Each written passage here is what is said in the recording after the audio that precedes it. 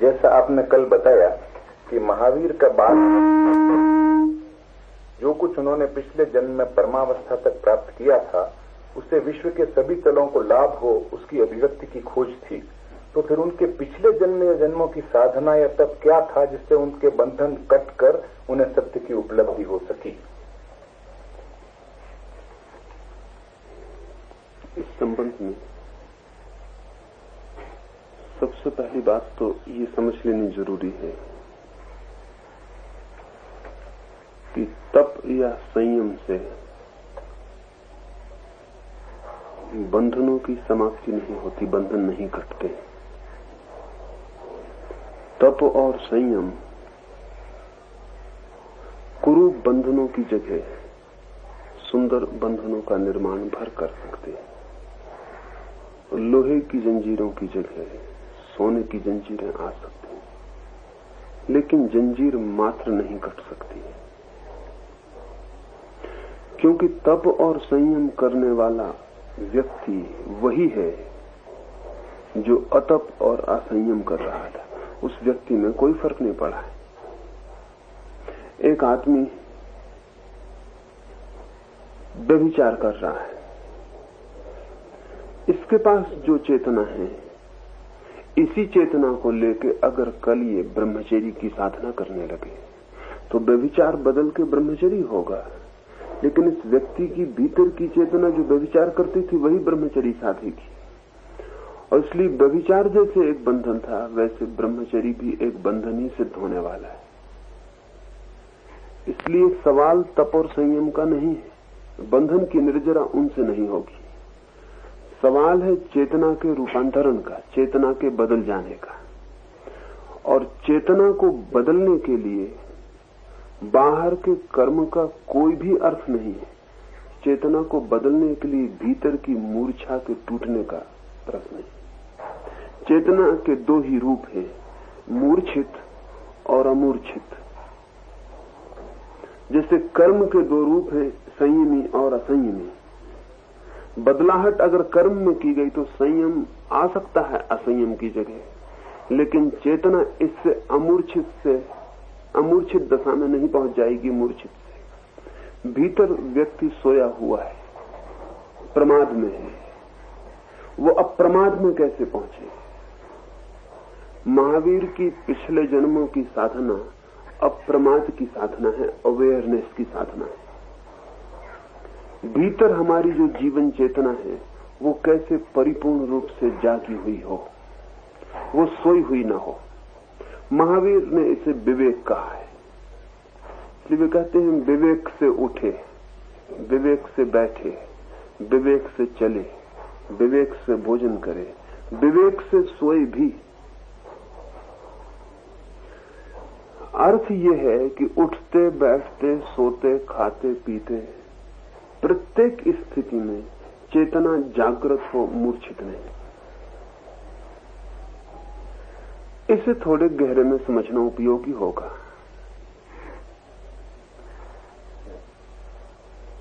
हम रास्ते पर चलते हों तो शायद ही हमने कभी ख्याल किया हो कि चलने की जो क्रिया हो रही उसके प्रति हम जागे हुए हैं। हम भोजन कर रहे हैं तो शायद ही हमें स्मरण रहा हो कि भोजन करते वक्त जो भी हो रहा है उसके प्रति हम सचेत हैं। चीजें यंत्रवत हो रही हैं। रास्ते के किनारे खड़े हो जाएं और लोगों को रास्ते से गुजरते देखें तो ऐसा लगेगा मशीनों की तरह वे चले जा रहे हैं। ऐसे लोग भी दिखाई पड़ेंगे जो हाथ हिला के किसी से बातें कर रहे हैं और साथ में कोई भी नहीं। ऐसे लोग भी मिलेंगे जिनके ओंठ हिल रहे हैं और बात चल रही है लेकिन साथ में कोई भी नहीं। किसी स्वप्न में खोए हुए, निद्रा में डूबे हुए ये लोग मालूम पड़ेंगे। दूसरे के लिए ही नहीं है ऐसा, हम अपने को भी देख सकें, अपना भी ख्याल कर सकें तो यही प्रतीत होगा। जीवन में हम ऐसे जीते हैं जैसे किसी गहरी मूर्छा में पड़े हों। हमने जिन्हें प्रेम किया है वो मूर्छा में, हमें पता नहीं क्यों। हम नहीं बता सकते कोई कारण। हमने जिनसे घृणा की है वो मूर्छा में, हम जब क्रोध किए तब मूर्छा में। हम जैसे भी जिए हैं उस जीने को एक सजग व्यक्ति का जीना तो नहीं कहा जा सकता, सोए हुए व्यक्ति का जीना है। कुछ लोग हैं जो रात्रि में नींद में भी उठाते हैं, एक बीमारी है निद्रा में चलने की, सोमनबुलिज्म। नींद में उठते हैं, खाना खा लेते हैं, घर में घूम लेते हैं, किताब पढ़ लेते हैं, फिर सो जाते हैं। सुबह उनसे पूछिए, वो कहेंगे कौन उठा? कोई भी नहीं उठा। अमेरिका में एक आदमी था जो रात निद्रा में उठ के अपनी छत से पड़ोसी की छत पर कूद जाता था, फिर वापस कूद आता था। 80-90 मंजिल के मकानों की छत पर से कूदना और बीच में 10-12 फीट का फासला,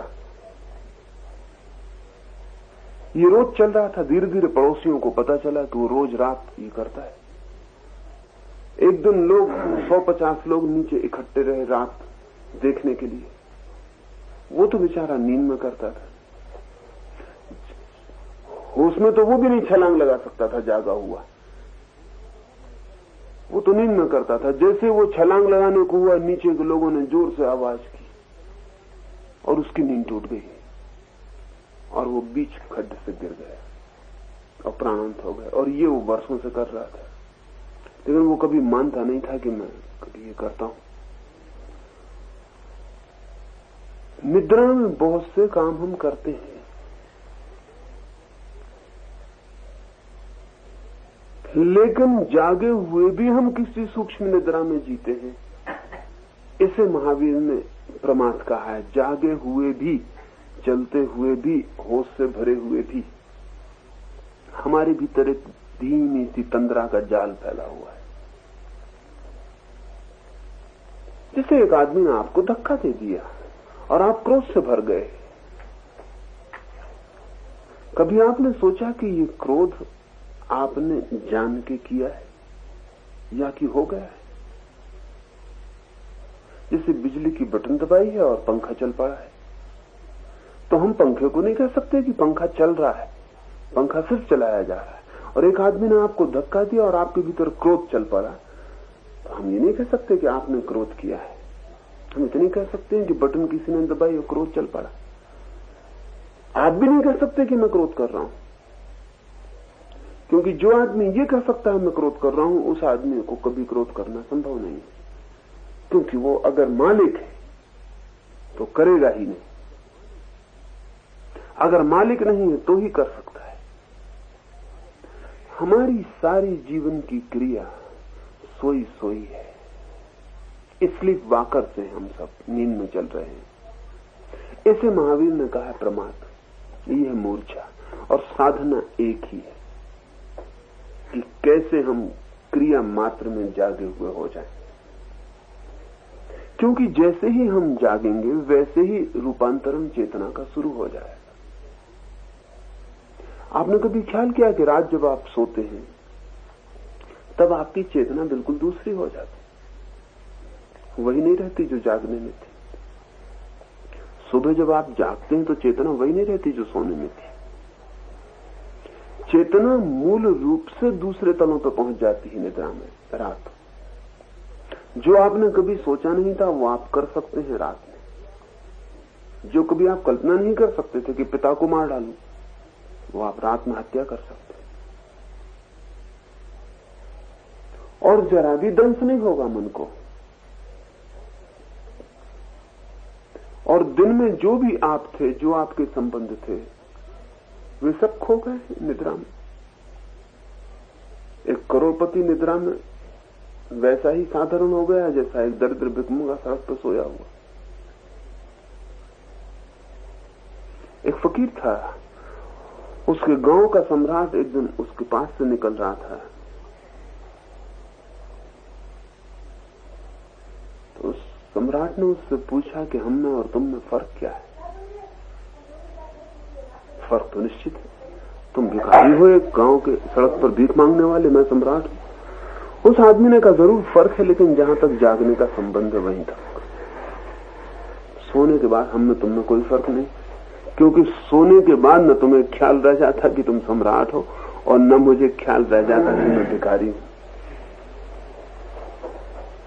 तो खेल जगने का है। कभी आपको ख्याल है कि सोने में आपको ये भी पता नहीं रह जाता कि आप कौन हैं? जो आप जागने में थे उसका भी पता नहीं रह जाता।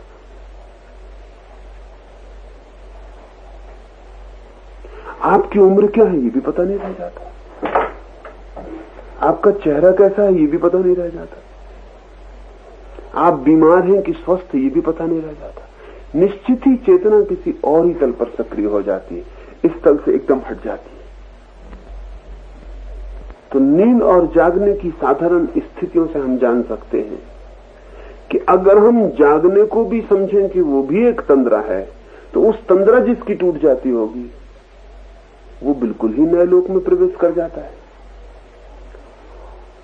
साधना का एक ही अर्थ है कि हम कैसे सोए सोए जीने से जागे जागे जीने में प्रवेश कर जाएं। और महावीर की पूरी साधना ही इतनी है कि सोना नहीं है, जागना है। जागने की प्रक्रिया क्या होगी? जागने की प्रक्रिया जागने का ही प्रयास होगी। जैसे किसी आदमी को हमें तैरना सिखाना है तो वो हमसे कहे तैरना सीखने की कोई रास्ता बताएं, क्योंकि मैं तो तभी पानी में उतरूंगा जब मैं तैरना सीख जाऊं। बिना तैरना सीखे मैं पानी में कैसे उतर सकता हूं? तो बात तो वो बिल्कुल दलील की कह रहा है और ठीक कह रहा है। बिना तैरना जाने पानी में उतरना खतरनाक है। लेकिन सिखाने वाला कहेगा कि अगर तुम बिना तैरे पानी में उतरने को राजी नहीं हो तो तैरना कैसे सिखाया जा सकता? क्योंकि तैरना सीखने की एक ही तरकीब है कि तैरो। तैरना सीखने की और कोई तरकीब नहीं। तैरने के अलावा कोई तरकीब नहीं। तैरना शुरू करना पड़ेगा। पहले हाथ पर तड़फड़ाओगे, उल्टा सीधा गिरोगे, डूबोगे, उतरोगे, लेकिन तैरना शुरू करना पड़ेगा। उसी शुरुआत से धीरे धीरे तैरना व्यवस्थित हो जाएगा और तैर सकोगे। लोग भी पूछते हैं जागने की तरकीब क्या है? जागने की कोई तरकीब नहीं, जागना ही पड़ेगा। पहले हाथ पर तड़फड़ाने पड़ेंगे, गलत सही होगा, डूबना उतराना होगा, क्षण भर को जागेंगे फिर सो जाएंगे, ऐसा होगा, लेकिन जागना ही पड़ेगा। निरंतर जागने की धारणा से धीरे धीरे जागना फलित हो जाता है। तो जागने की तरकीब का मतलब सिर्फ इतना ही है कि हम जो भी करें ये हमारा प्रयास हो, ये हमारा संकल्प हो कि हम उसे जागे हुए करेंगे। और अगर आप इसको कोशिश करेंगे तो आप पाएंगे कि नींद बड़ी गहरी, एक क्षण भी नहीं जाग पाते हैं तो नींद पकड़ लेती। जैसे आप एक छोटा सा काम है रास्ते पर चलने का, और आप तय करके चलें कि आज मैं रास्ते पर जागा हुआ ही चलूंगा, तब आपको पता चलेगा कि निद्रा कितनी गहरी हो, निद्रा का क्या मतलब। आप एक सेकंड, एक आध दो कदम उठा पाएंगे और स्लिप हो जाएगा दिमाग, चलने की क्रिया से हट जाएगा और कहीं चला जाएगा। फिर आपको ख्याल आएगा कि मैं तो फिर तो सो गया, जागना तो भूल गया था, ये चलना तो भूल गया था। क्षण भर को भी पूरी तरह जाग के चलना मुश्किल है, क्योंकि नींद बहुत गहरी। लेकिन हमें नींद का पता नहीं चलता, क्योंकि हमें जागने का कोई पता ही नहीं, तो तुलना नहीं है हमारे पास। अभी जिसको हम जागना और सोना कहते हैं, जिस आदमी की नींद, समझो एक आदमी ऐसा पैदा हो जो रात सो न सके, तो उसे कभी पता नहीं चलेगा कि वो जिस हालत में है वो जागी हुई हालत है। इस सोए और जागने में उससे कोई फर्क तभी हो सकता है जब वो दूसरी स्थिति को भी समझ ले। जब महावीर जैसे लोग कहते हैं कि हम सोए हुए जी रहे हैं तो हमारी समझ में नहीं पड़ती बात, क्योंकि जागकर जीने का क्षण भर का अनुभव भी हमें नहीं है। तुलना कहां से हो, कंपैरिजन कैसे हो, कहां तौले? तो इसका तो थोड़ा सा प्रयास करेंगे। एक क्षण को भी अगर जाग के चल लेंगे 2 कदम, तो आप पाएंगे कि बिल्कुल ही अलग चित्त की दशा है, लेकिन क्षण भर में खो जाती और नींद फिर पकड़ लेती। जैसे बादल जरा सी देर को हटते हो, सूरज दिख भी नहीं पाता कि फिर गिर जाते। और नींद का हमारा लंबा अभ्यास है, और अकारण नहीं है नींद का अभ्यास, कारण है उसमें। कारण हैं उसमें। पहला कारण तो ये है कि सोए हुए जीना बड़ा सुविधापूर्ण, कन्वीनियंट है, बहुत सुविधापूर्ण। इसलिए सुविधापूर्ण है कि सोए हुए जीने में क्या हो रहा है, क्या नहीं हो रहा है, क्या कर रहे हैं, क्या नहीं कर रहे हैं, इसकी कोई विभेदक रेखा नहीं खींचती। जागे हुए व्यक्ति को फौरन विभेद रेखा खड़ी हो जाती है कि ये करने जैसा, ये न करने जैसा, और फिर जो न करने जैसा है उसे करने में वो एकदम असमर्थ हो जाता है। और अभी जिसे हम जिंदगी कह रहे हैं उसमें 99% ऐसा है जो न करने जैसा है। जिसे हम सोए रहे तो ही कर सकते, जागे तो नहीं कर सकेंगे। जो जागता जाता है वो नहीं कर पाता है। तो भीतर कहीं भय भी है कि जैसे हम हैं उसमें कहीं सब आमूल उपद्रव न हो जाए, इसलिए सोए हुए चलना ही ठीक मालूम पड़ता है। दूसरी बात है कि सोए हुए लोगों के साथ सोए हुए होने में ही सरलता पड़ती है। चारों तरफ लोग सोए हुए हों और एक आदमी जाग जाए तो उसकी कठिनाई आप नहीं समझ सकते कि उसकी कठिनाई कैसी हो गई। मेरे एक मित्र वो पागल हो गए 1936 के करीब। तो घर से भाग गए और एक अदालत में पकड़े गए। कुछ उन पर मुकदमे चले, लेकिन मजिस्ट्रेट ने कहा वो पागल है। तो उन्हें 6 महीने की सजा दी गई, लेकिन सजा उनकी पागल खाने में कटे और लाहौर के पागल खाने में वो भेज दिए गए। तो वो मुझे कहते हैं कि 2 महीने तो मेरे बड़े आनंद से कटे, क्योंकि मैं भी पागल था और सब वहां पागल थे। कोई 300 पागलों का जमाव था। बड़ा आनंद ही आनंद था, बल्कि बाहर में कष्ट में था, क्योंकि मेरा तालमेल ही नहीं बैठता था किसी, क्योंकि सब ठीक थे, मैं पागल था। तो मैं जो करता उनको न जचता, वो जो करते मुझको न जचता। पागल खाने में पहुंच के जिससे मैं स्वर्ग में पहुंच गया। जाके मैंने जो पहला काम किया वो परमात्मा को, उस मजिस्ट्रेट को धन्यवाद दिया जिसने पागल खाने में भेज। सब अपने जैसे लोग थे, बहुत ही बढ़िया था। लेकिन 2 महीने बाद बड़ी मुसीबत हो गई। 6 महीने की सजा हुई थी और 2 महीने बाद पागल खाने में कहीं एक डब्बा मिल गया रखा हुआ फिनाइल का, वो उसको उठा के पी गए। पागल आदमी थे, वो फिनाइल पी गए पूरा। फिनाइल पीने से उनको 15 दिन तक इतने क्या दस्त हुए कि सारी सफाई हो गई और सब गर्मी निकल गई और वो बिल्कुल ठीक हो गए। 15 दिन बाद वो बिल्कुल ठीक हो गए। यानी उस पागल खाने में वो गैर पागल हो गए और वो डॉक्टरों को कहने लगे कि अब मैं बिल्कुल ठीक हो गया हूं और अब मेरी बड़ी मुसीबत हो गई। लेकिन वहां कौन मानता था, क्योंकि डॉक्टरों ने कहा यहाँ सभी पागल ये कहते हैं कि हम ठीक है। यहाँ कोई ये कोई बात है, तो सब पागल रोज ही कहते हैं कि हम ठीक है। कोई पागल कभी मानता है कि हम पागल? उन्होंने जितनी समझाने को कोई समझने को राजी नहीं था। 6 महीने की सजा पूरी करनी पड़ी। वो मुझसे कहते थे कि 4 महीने मेरे इतने कष्ट में घटे कि ऐसा नरक में कोई किसी को न डाले, क्योंकि सब थे पागलों में हो गया। ठीक, कोई मेरी टांग खींच रहा है, कोई मेरा कान घुमा रहा है, कोई धक्का ही मार देता है, कोई पानी ही डाल देता है ऊपर लाके। सो रहा हूं तो कोई घसीट के 2 कदम 4 कदम आगे कर जाता है। ये मैं भी करता रहा हूंगा 2 महीने, लेकिन तब हम सब साथी थे। तब कभी ख्याल ना आया था कि ये गलत कर रहा है। अब बड़ी मुश्किल हो गई और अब मैं करने में असमर्थ हो गया कि मैं भी यही करूं। अब मैं किसी की टांग न खींच सकता और किसी पे पानी न डाल सकता। मैं बिल्कुल ठीक था और वो सब पागल थे और उनकी जो मर्जी आती वो करते। कोई चलते चपत मार जाता, कोई बाल ही खींच जाता, जो जिसकी मर्जी। कोई आके कंधे पे बैठ जाता, कोई गोदी में बैठ जाता। 4 महीने निरंतर यही भगवान से प्रार्थना रही कि या तो जल्दी बाहर कर या फिर पागल कर दे, क्योंकि फिर ये तो बड़ा इनकन्वीनियंट हो गया है, तो बड़ी असुविधापूर्ण हो गया। पागल खाने में किसी आदमी के ठीक हो जाने की जो तकलीफ है, वही सोए हुए जगत के बीच जागने की तकलीफ है। क्योंकि वो आदमी फिर सोए हुए आदमी के ढंग व्यवहार नहीं कर सकता और सोया हुआ आदमी तो अपना ढंग जारी रखता है। तो महावीर जैसे लोग जिस कष्ट में पड़ जाते हैं, उस कष्ट का हम हिसाब नहीं लगा सकते। हम हिसाब ही नहीं लगा सकते क्योंकि हमें पता ही नहीं कि वो कष्ट कैसा है, क्योंकि हम सोए हुए लोगों के बीच में एक आदमी जाग गए। हमारी उसकी भाषा बदल गई, हमारी उसकी चेतना बदल गई, वो एकदम अजनबी हो गया। ऐसा स्ट्रेंजर, ऐसा अजनबी जो कि कोई अजनबी नहीं होता।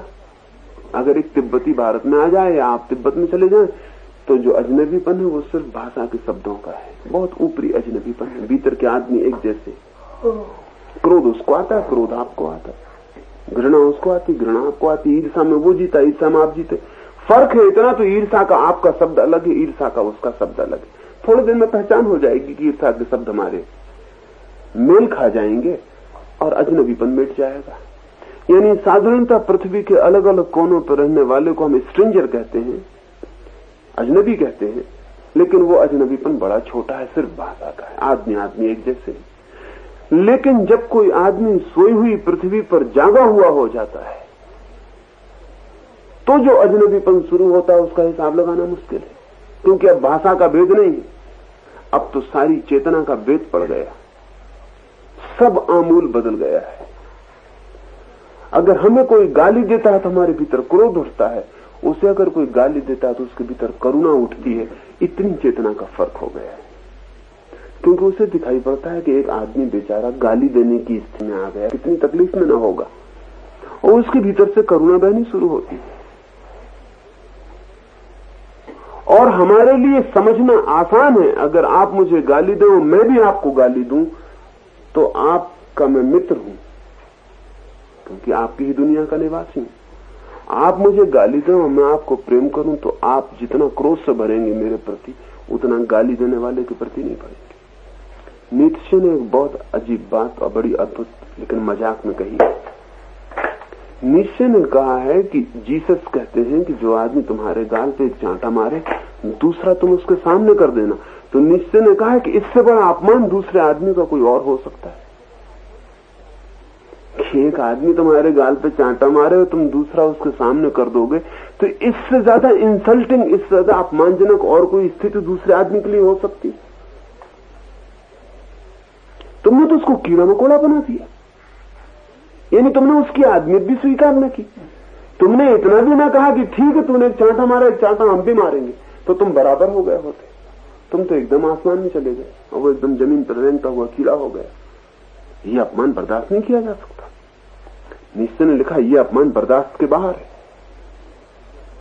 तुमने उस आदमी को तो बिल्कुल ही मिटा दिया, आदमी भी स्वीकार न किया तुमने, और तुमने ऐसा दुर्व्यवहार किया उसके साथ जिसका कोई हिसाब नहीं। ये सदव्यवहार न हुआ, नीत्शे कहता है, तो बहुत दुर्व्यवहार हो गया। सदव्यवहार तो यही था कि समानता के हिस्से से चांटा तुमने भी मारा होता, तो हम दोनों बराबर तो हो गए होते, हम एक ही तल पे होते। तुम पहाड़ पर खड़े हो गए, हम खाई में पड़ गए। वो ठीक कह रहा है।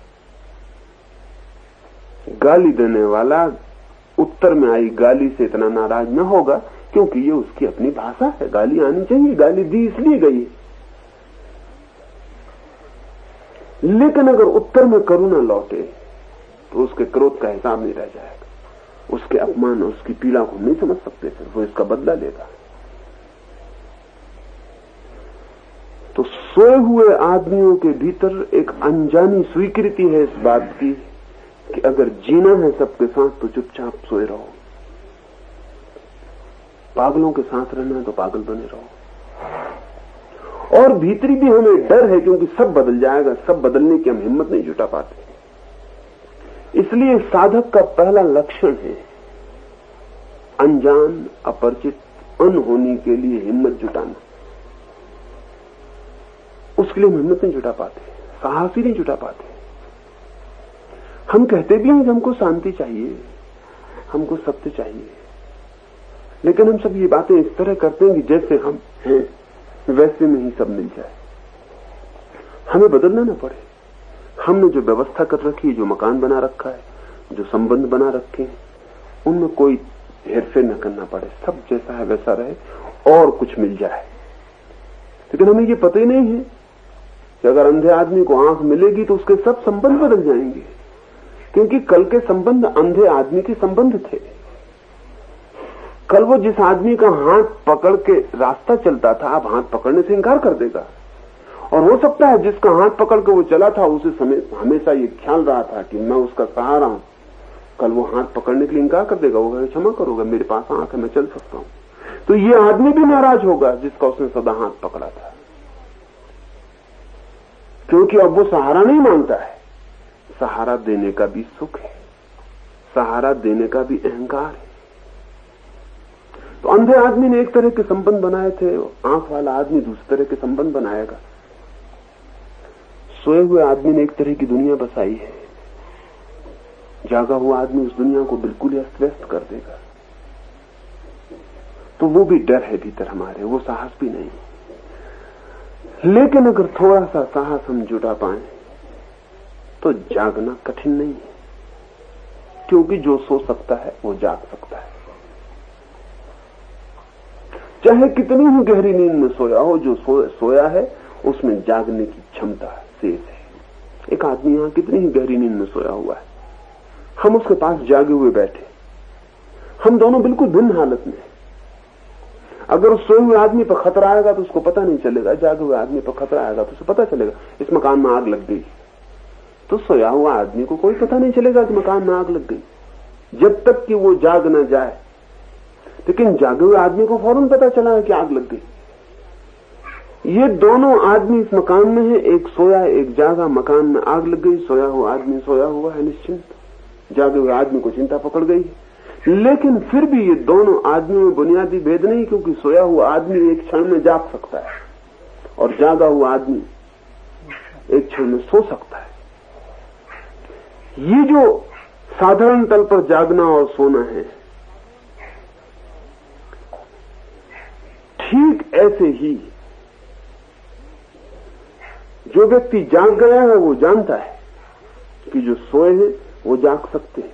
लेकिन वहां एक फर्क है, इस साधारण तल पर जागने और सोने में बुनियादी फर्क नहीं है, क्योंकि जिसे हम जागना कह रहे हैं वो थोड़ी सी कम डिग्री में सोना ही है, और जिसको हम सोना कह रहे हैं वो थोड़ी कम डिग्री में जागना ही है। उन दोनों में डिग्री का ही भेद है। लेकिन उस तल पर, परम जागरण के तल पर, निद्रा और जागने में डिग्री का भेद नहीं है, मौलिक रूपांतरण का भेद है। इसलिए सोया हुआ आदमी जाग सकता है, लेकिन जागा हुआ आदमी सो नहीं सकता। उस तल पर कोई जागा हुआ आदमी फिर कभी नहीं सो सकता।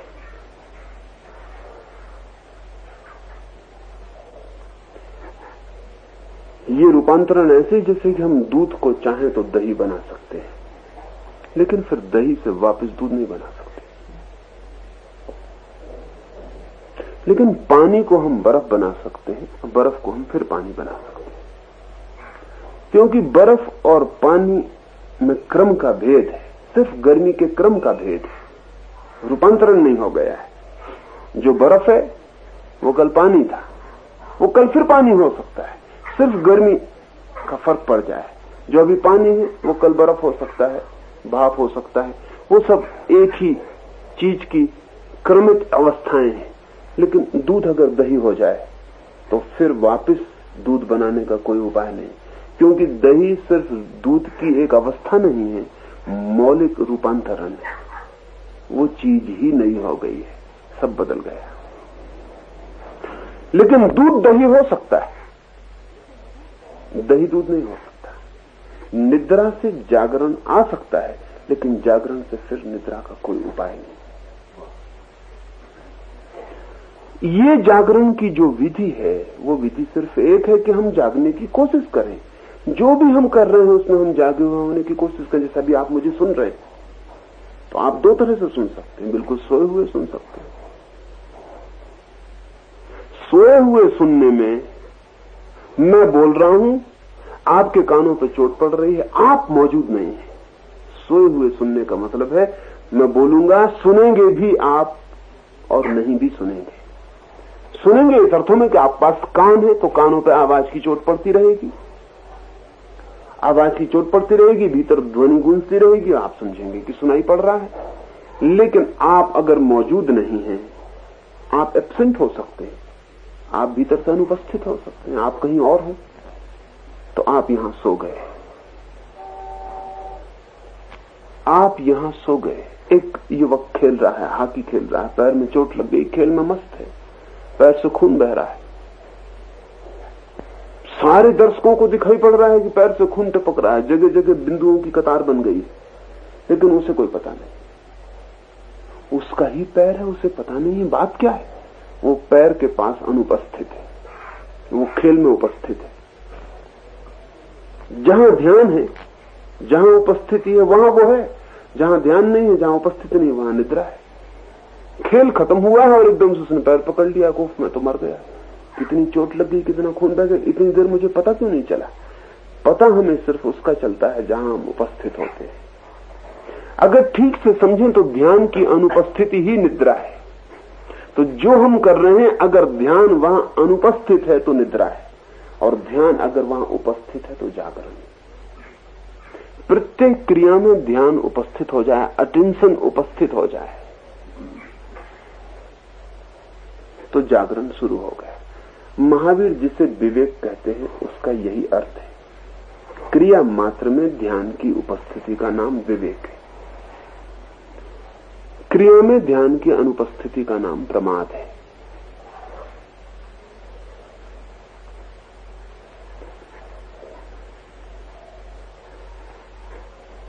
एक महावीर का एक भक्त उनसे मिलने आया, एक सम्राट उनसे मिलने आया। रास्ते में ही उस सम्राट के बचपन का एक साथी महावीर से दीक्षित होकर सन्यासी हो गया है, वो भी रास्ते में तपश्चर्या कर रहा है। तो सम्राट ने सोचा अपने उस मित्र को भी देखते चले। जब वो मित्र के पास गया है तो वो राजा, जो कभी राजा था अब सन्यासी हो गया, नग्न खड़ा है, आंखें बंद है, एकदम शांत है। उसके मित्र सम्राट ने खूब नमस्कार किया और मन में बहुत कामना की कि कब ऐसी शांति मुझे भी उपलब्ध होगी। फिर वो महावीर से मिलने गया। महावीर से उसने पूछा कि मैंने प्रसन्न चंद्र को देखा खड़े हुए, वे अत्यंत शांत हैं, कितने अद्भुत हो गए हैं वो। ईर्षा होती है मन में। मैं पूछता हूं आपसे कि इस शांत अवस्था में अगर उनकी देह छूट जाए तो वे कहां जाएंगे? तो महावीर ने कहा, जिस समय तुम वहां से गुजरते थे, अगर उस वक्त प्रसन्न चंद्र की देह छूट जाए तो वो साथ में नरक में गिरेगा। तो वो सम्राट एकदम हैरान हो गया। उसने कहा, क्या कहते हैं आप, साथ में नरक में? तो हमारा क्या होगा?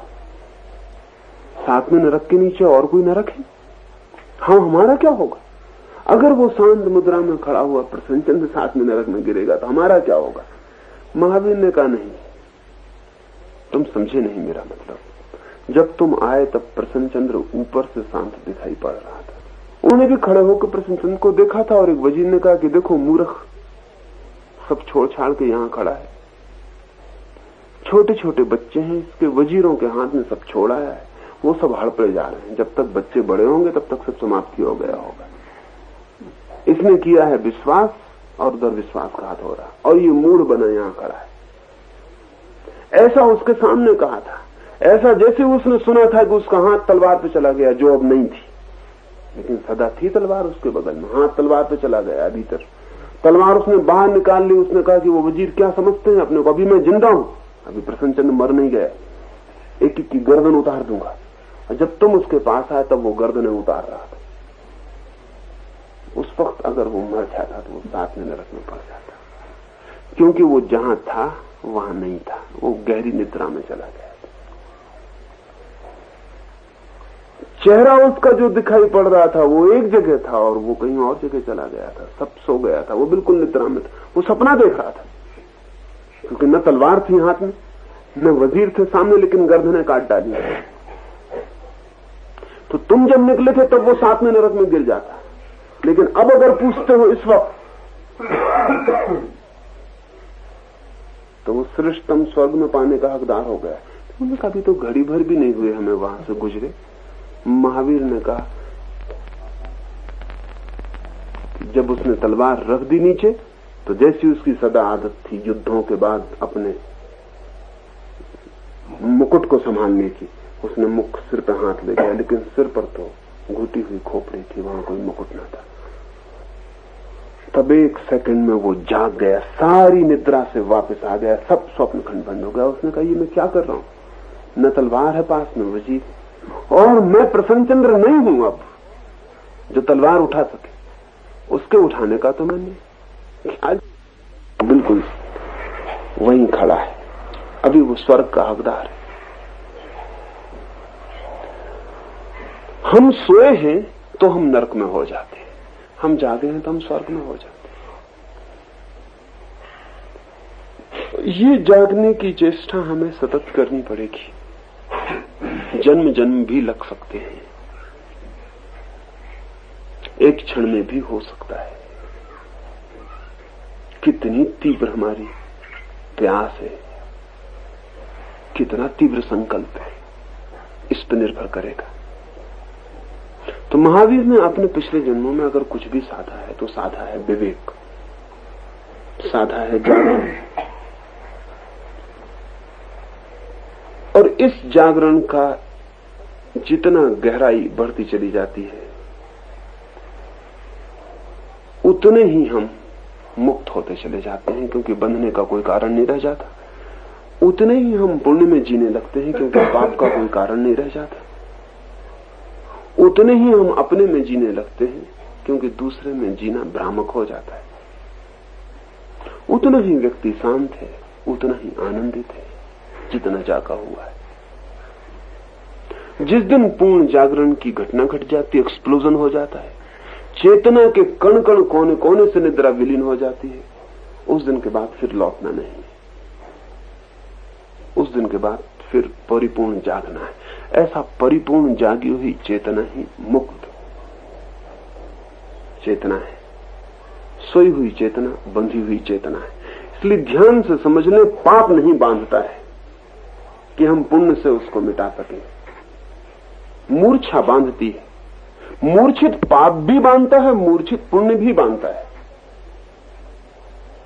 असंयम नहीं बांधता है, मूर्छा बांधती है। मूर्छित असंयम भी बांधता है, मूर्छित संयम भी बांधता है। और इसलिए ये बहुत समझ लेने जैसा है कि कोई अगर असंयम को संयम बनाने में लग गया तो कुछ भी ना होगा, पाप को पुण्य बनाने में लग गया तो कुछ भी ना होगा, क्रूरता को दान बनाने में लग गया तो कुछ भी ना होगा, क्योंकि वो सिर्फ क्रिया बदल रहा है और भीतर की चेतना वैसी की वैसी अमूर्छित बनी। और कई बार उल्टा भी हो जाता है। उल्टे का मतलब यह है कि कई बार लोहे की जंजीर ही ठीक है, क्योंकि उसे तोड़ने का मन भी करता है, और सोने की जंजीर गलत है क्योंकि उसे संभालने का मन करने लगता है। क्योंकि सोने की जंजीर को जंजीर समझना बहुत मुश्किल है, सोने की जंजीर को अक्सर आभूषण समझ लेना आसान है। इसलिए पापी भी कई बार जागने के लिए आतुर हो जाता है, और जिसको हम साधु कहते हैं वो जागने को आतुर नहीं होता। फर्क ऐसा ही है जैसे कि कोई आदमी दुखद स्वप्न देख रहा है, सपना ही है, और एक आदमी सुखद स्वप्न देख रहा है, सपना ही है।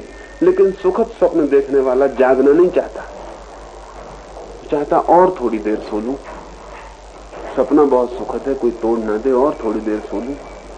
लेकिन दुखद स्वप्न वाला, नाइट मेयर वाला एकदम जाग जाता है हड़बड़ा के। पापी दुखद स्वप्न देख रहा है, पुण्यात्मा सुखद स्वप्न देख रहा है। इसलिए बहुत बार डर है कि पापी जाग जाए और पुण्यात्मा रह जाए। इसलिए मैं ये कहता हूं कि इसकी फिक्र ही मत करना कि पाप को हम कैसे पुण्य बनाएं, असंयम को संयम कैसे बनाएं, हिंसा को अहिंसा कैसे बनाएं, कठोरता को दया कैसे बनाएं, इस चक्कर में ही मत पड़ना। सवाल ये है ही नहीं कि हम क्रिया को कैसे बदलें, सवाल ये है कि कर्ता कैसे रूपांतरित हो। अगर कर्ता बदल जाता है तो क्रिया अनिवार्य रूपेण बदल जाती है, क्योंकि तब कुछ चीजें करने में असमर्थ हो जाता है और कुछ चीजें करने में समर्थ हो जाता है। भीतर से कर्ता बदला, चेतना बदली, तो फिर मैं कहता हूं पाप वो है जो सजग व्यक्ति नहीं कर सकता है। मेरी पाप की परिभाषा ये है कि पाप वो है जो जागा हुआ व्यक्ति करने में असमर्थ है, और पुण्य वो है जो जागे हुए व्यक्ति को करना ही पड़ता है। पुण्य वो है जो जागे हुए व्यक्ति की अनिवार्यता है, इनएविटेबिलिटी है, और पाप वो है जो सोए हुए व्यक्ति की अनिवार्यता है। इसलिए ऐसे भी पुण्य है जो छिपे हुए पाप, क्योंकि आदमी सोया हुआ है। दिखता पुण्य वो होगा पाप ही, क्योंकि आदमी सोया हुआ आदमी पुण्य कर कैसे सकता है? इसलिए पुण्य दिखाई पड़ेगा, लेकिन भीतर पाप छिपा होगा। और ऐसा भी संभव है कि जागा हुआ व्यक्ति कुछ ऐसे काम करे जो आपको पाप समझ में आए और वो पाप न हो, क्योंकि जागा हुआ व्यक्ति पाप कर ही नहीं सकता है। इसलिए दोनों तरह की भूलें संभव है। कबीर को एक रात ऐसा हुआ। कबीर थोड़े से जागे हुए लोगों में से एक है। रोज लोग आते हैं कबीर के घर, सुबह भजन कीर्तन चलता है, कबीर के पास बैठते हैं, फिर जाने लगते हैं तो कबीर कहता है खाना तो खा जाओ। कभी 200 कभी 400। गरीब आदमी। कबीर का बेटा और पत्नी परेशान हो गए और उन्होंने कहा कि हमारे बर्दाश्त के बाहर हम ये कैसे संभाल पाए, कहां से इंतजाम करें? आपने तो इतना कह दिया कि बस भोजन कर जाओ, ये भोजन हम कहां से लाएं? कबीर ने कहा कि भोजन लाने की व्यवस्था इतनी कठिन नहीं है जितनी घर आए आदमी को खाने के लिए न कहें, ये कठिन। ये हो नहीं सकता कि कोई घर आए मैं उसको कहूं खाना मत खा, कुछ इंतजाम करो। आखिर कब तक इंतजाम चलता? उधारी भी ले ली गई, उधारी भी चढ़ गई। फिर एक दिन सांझ लड़के ने कहा कि अब बर्दाश्त के बाहर हो गए, कोई हम चोरी करने लगे। कबीर ने कहा ये तुम्हें ख्याल क्यों ना आया अब तक? कबीर ने कहा ये तुम्हें अब तक ख्याल क्यों ना आया? लड़के ने तो क्रोध में कहा था, लेकिन ये सुन के लड़का हैरान हुआ कि कबीर कहते तुम्हें ख्याल क्यों ना आया। तो लड़के ने और बात को सिर्फ जांचने के लिए कहा, तो क्या चोरी करने जाऊं मैं? कबीर ने कहा हाँ, अगर मेरी जरूरत हो तो मैं भी चलूं। तो लड़के ने और जांचने के लिए कहा अच्छा ठीक है कि मैं चलता हूं, उठो आप। पर उसकी समझ के बाहर हो गई ये बात कि कबीर और चोरी करने। समझ रहे हैं कबीर कि नहीं समझ रहे मैं क्या कह रहा हूं? फिर जाकर उस लड़के ने एक घर में दीवार खोद डाली, संध लगा दी। कबीर से कहता जाऊं भीतर? कबीर कहते हैं बिल्कुल चला जा। वो भीतर गया है, वो वहां से एक बोरा गेहूं खिसका के लाया है, बाहर बोरा निकल आया है। तो कबीर उसे उठाने लगे हैं और फिर उस लड़के से पूछा घर के लोगों को क्या आया कि नहीं? कि एक बोरा ले जाते हैं। उसने कहा कि चोरी है ये, कोई मांग को दान ले जा रहे हैं या कुछ से भेंट ले जा रहे हैं। तो कबीर ने कहा ये नहीं हो सकता। उसको जाके कहा घर में, यही कहा कि हम चोरी करके एक बोरा ले जा रहे हैं, लेकिन घर के मालिक को खबर कर देनी।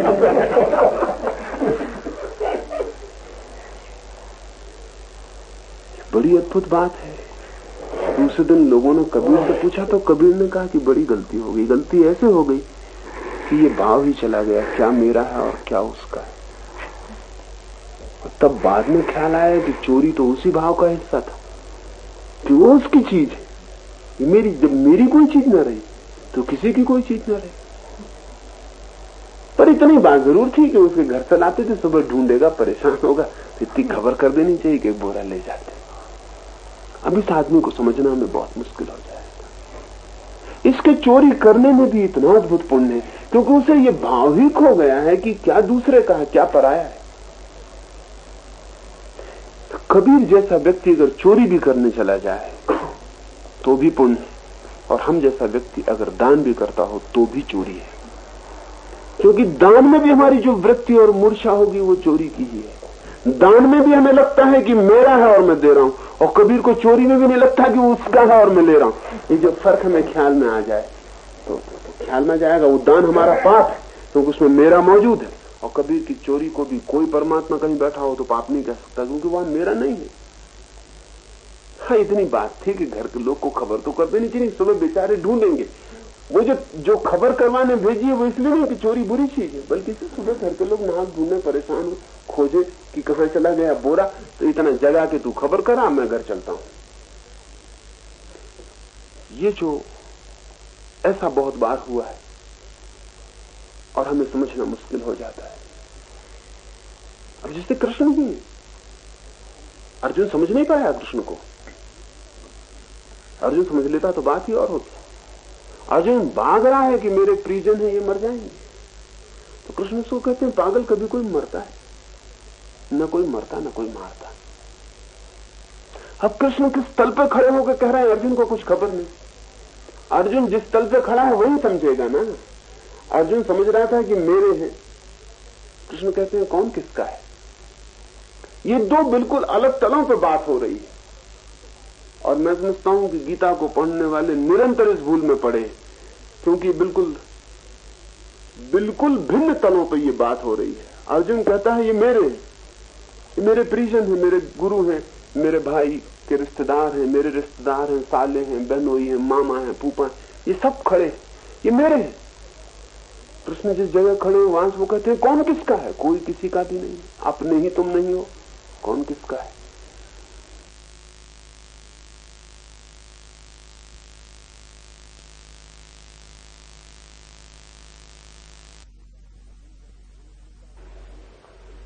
अर्जुन का समझ लेता है तो फिर ठीक है, जब कोई अपना नहीं तो मारा जा सकता है।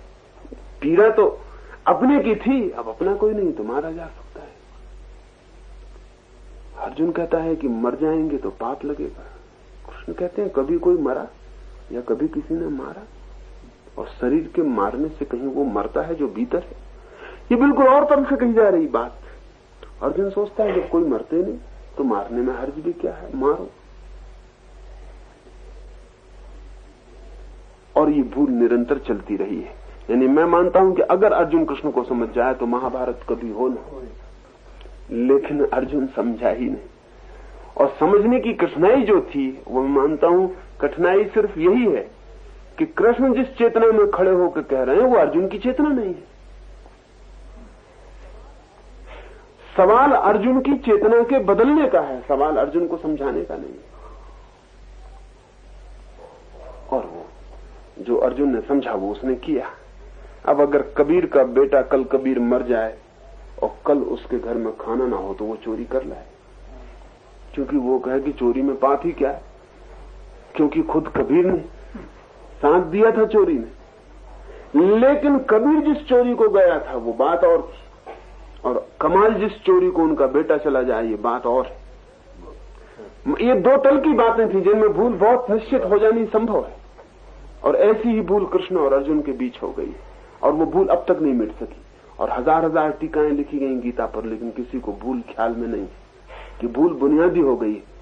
दो अलग चेतनाओं के बीच हुई बात में निरंतर भूल हो गई, क्योंकि जो कहा जाता है वो समझा नहीं जाता, जो समझा जाता है वो कहा ही नहीं गया है। और तो इसलिए मेरा जोर निरंतर ये है कि हम कर्म को बदलने का विचार में न पड़े, हम चेतना को बदलने के विचार में पड़े। क्योंकि चेतना से कर्म आता है, चेतना बदल जाती है तो कर्म बदल जाते हैं। महावीर की पूरी साधना विवेक की साधना है, संयम की नहीं। क्योंकि विवेक से संयम छाया की तरह आता है, लेकिन निरंतर ये समझा गया है कि महावीर संयम की साधना कर रहे हैं, और वो बुनियादी भूल है।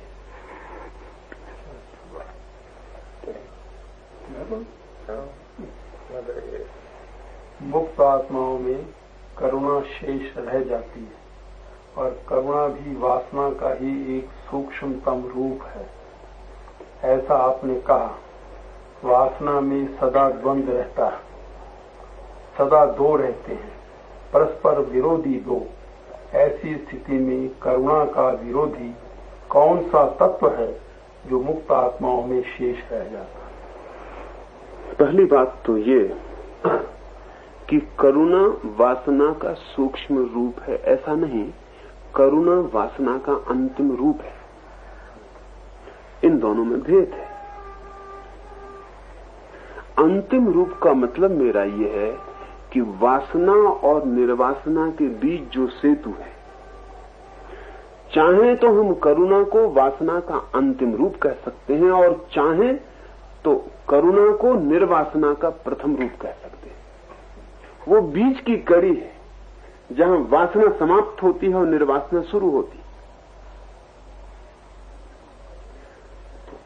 करुणा सूक्ष्म रूप नहीं है वासना का। अगर सूक्ष्म रूप हो तो करुणा में भी द्वंद होगा, वासना में सदा द्वंद है। वासना में निर्द्वंद कभी भी कोई नहीं हो सकता, इसलिए वासना में दुख है, क्योंकि जहां द्वंद है वहां दुख है। तो वासना चाहे कितनी ही सुखद हो, उसके पीछे उसका दुखद रूप खड़ा ही रहेगा, वो जा ही नहीं सकता। इसलिए सब वासना एक सीमा पर अपने से विपरीत में बदल जाती है।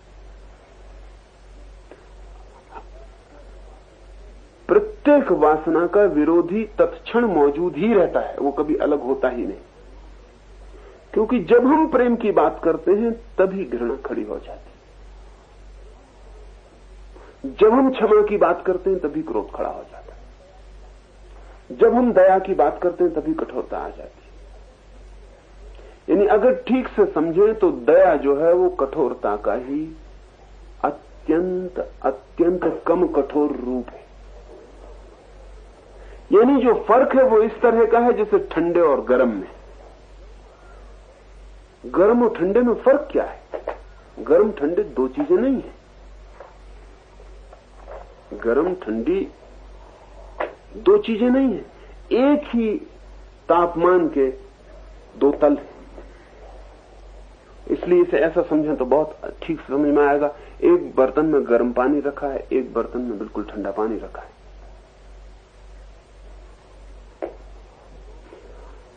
आप दोनों में अपने दोनों हाथ डाल दें, एक आइस कोल्ड ठंडे पानी में और एक उबलते हुए गर्म पानी में।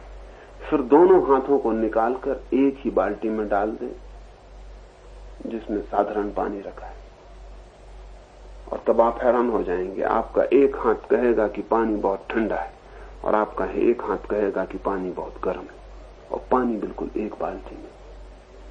आपकी हाथ की गर्मी और ठंडक पर निर्भर करेगा कि आप इस पानी को क्या कहते हैं, और आप बड़ी मुश्किल में पड़ जाएंगे कि इस पानी को क्या कहें, क्योंकि एक हाथ खबर दे रहा है कि ठंडा है, एक हाथ खबर दे रहा है कि गर्म।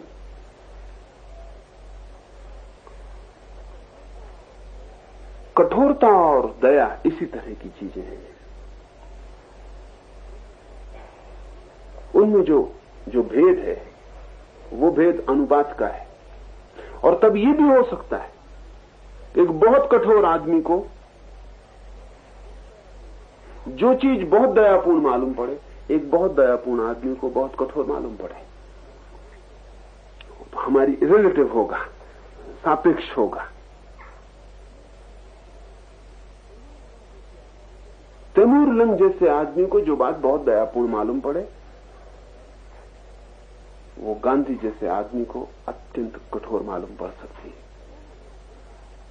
दोनों हाथ है, लेकिन कौन ठंडा कौन गर्म तो पानी की खबर वो वैसी देंगे। नैतिक पुरुष जो है वो इसी द्वंद्व में जीता है, इसके बाहर नहीं जाता। वो कहता है कठोरता छोड़ो, शोषण छोड़ो, दान पकड़ो, हिंसा छोड़ो, अहिंसा पकड़ो। नैतिक व्यक्ति कहता है कि वो जो बुरा है वो छोड़ो और जो अच्छा है उसे पकड़ो। लेकिन वो ये भूल जाता है कि जिससे वो अच्छा कह रहा है वो उसी बुरे की अत्यंत छोटी कम विकसित अवस्था है। वो उससे भिन्न और विरोधी नहीं है। लेकिन जैसे ही व्यक्ति वासना से निर्वासना के जगत में प्रवेश करता है तो बीच की एक बफर स्टेट जिसको कहना चाहिए, दो अवस्थाओं के बीच का एक खाली रिक्त स्थान, उस रिक्त स्थान में भी सेतु है। करुणा वैसा सेतु है। इसलिए करुणा कठोरता का उल्टा नहीं है। करुणा और दया समान अर्थक नहीं है। दया कठोरता की उल्टी है, और इस फर्क को ठीक से समझ लेना उपयोगी होगा।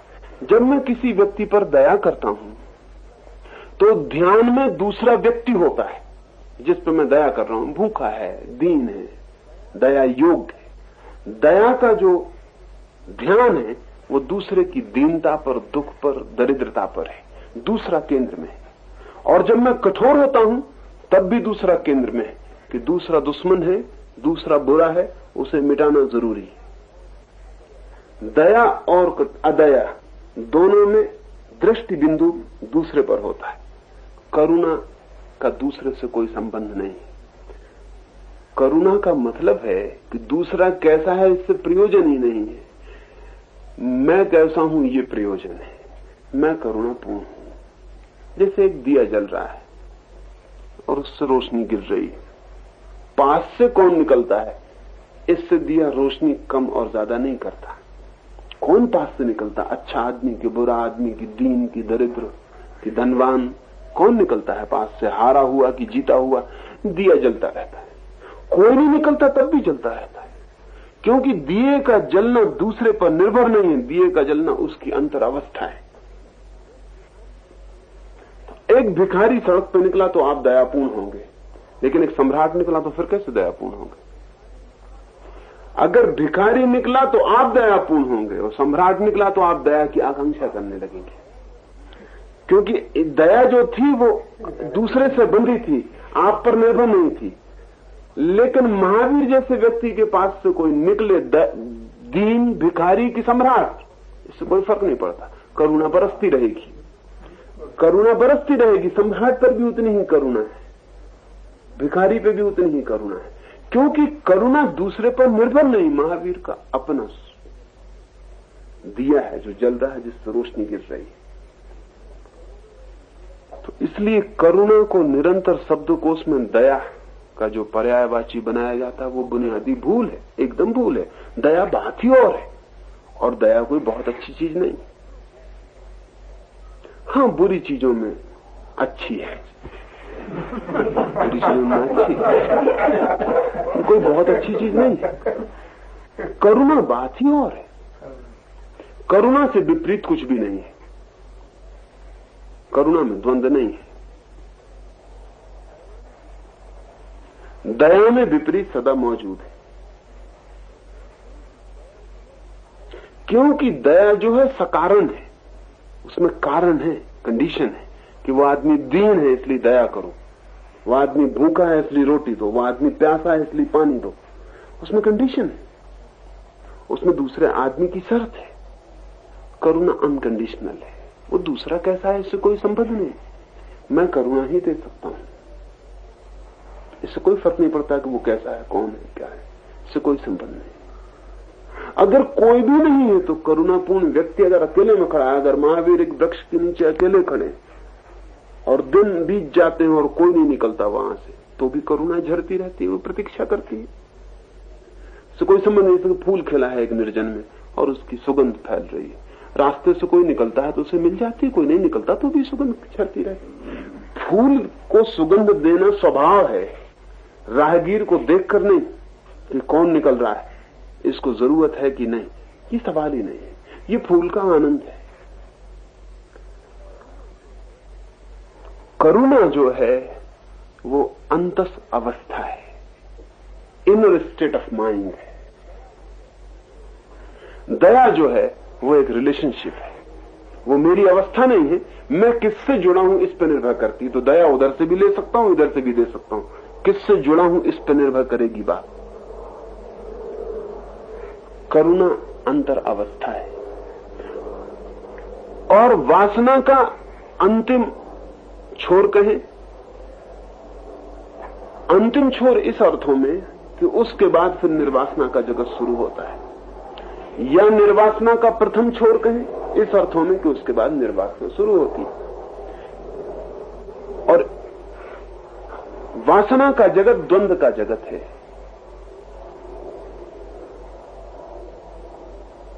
वासना का जगत द्वंद्व का जगत, ये थोड़ा समझने जैसा होगा।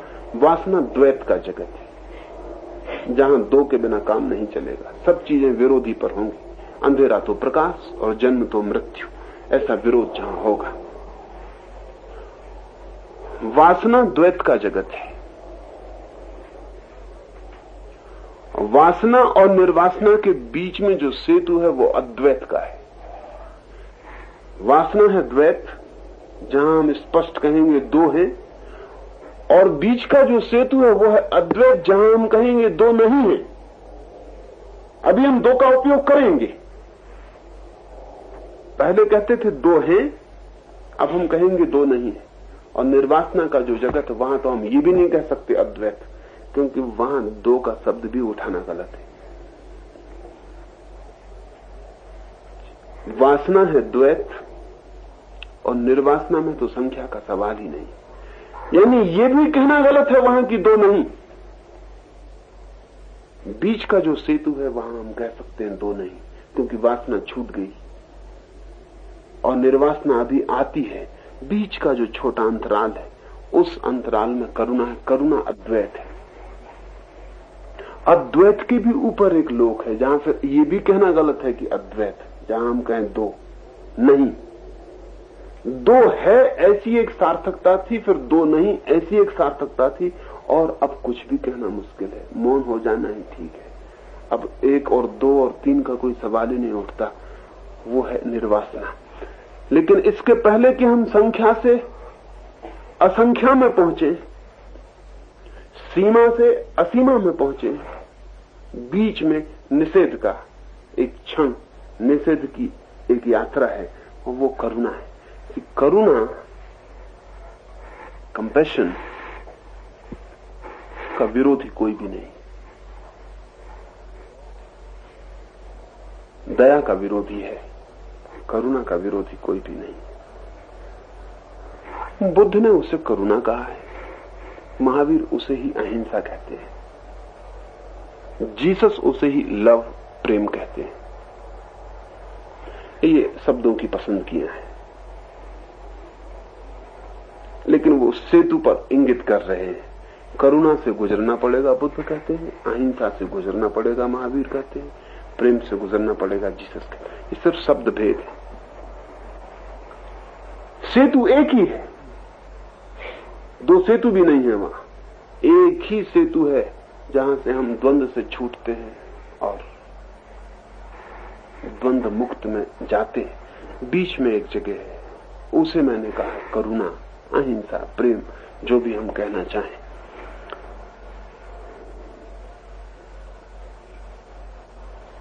इसका विरोधी कोई भी नहीं है। सब चीजों के विरोधी हैं, कुछ चीजों के विरोधी नहीं है, और जिनके विरोधी नहीं है वे ही सेतु बनते हैं। और फिर आगे तो न पक्ष न विपक्ष कोई भी नहीं। आगे तो कोई भी नहीं है, वहां न पक्ष न विपक्ष, विरोधी का सवाल ही नहीं उठता, क्योंकि वो भी नहीं जिसका विरोधी हुआ जा सके।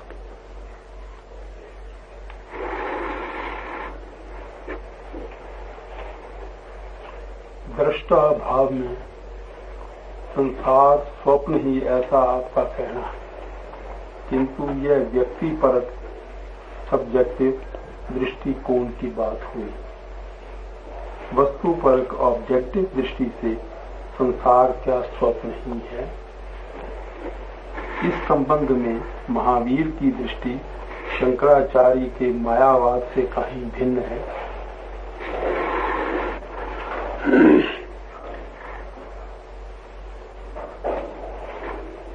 असल में स्वप्न हम देखते हैं, इधर प्रश्न समझा दें सरल भाषा में। वो उन्होंने ये पूछा है, कल मैंने रात कहा कि अगर स्वप्न में कर्ता भाव आ जाए तो स्वप्न सत्य हो जाता है। इससे ठीक उल्टे, जिसे हम सत्य कहते हैं यथार्थ, उसमें अगर कर्ता भाव खो जाए तो वो सत्य भी स्वप्न हो जाता है। यानी अहंकार जो है वही सूत्र है। चाहो तो स्वप्न को सत्य बना लो और चाहो तो सत्य को भी स्वप्न कर दो। वो मैंने कल कहा, वो उसी संबंध में उन्होंने पूछा है कि इसका क्या ये मतलब हुआ कि अगर समझ लें कि मुझे दिखाई पड़ने लगे कि जगत स्वप्न है, तो क्या सचमुच ही जगत नहीं है, या कि ये स्वप्न होने का भाव सिर्फ सब्जेक्टिव है, मेरा आत्मपरक है। मुझे ऐसा लग रहा है कि ये मकान नहीं है, सब सपना है, लेकिन क्या इसका ये मतलब मान लिया जाए कि सच में ही मकान नहीं है? ऑब्जेक्टिवली खाली जगह है, यहां मकान है ही नहीं। जैसा कि रात सपने का मकान खो जाता है, ऐसा ही ये मकान भी क्या इतना ही असत्य है? तो फिर शंकर के मायावाद में कि सब जगत माया है, इल्यूजन है, और महावीर के द्वैतवाद में, क्योंकि महावीर जगत को माया नहीं कहते हैं, क्या फर्क है? इसमें बहुत बातें समझने जैसी होंगी। पहली बात तो ये समझने जैसी होगी कि स्वप्न भी असत्य नहीं है, स्वप्न भी सत्य है। स्वप्न का भी अपना होना है, स्वप्न का भी अपना अस्तित्व, एग्जिस्टेंस है।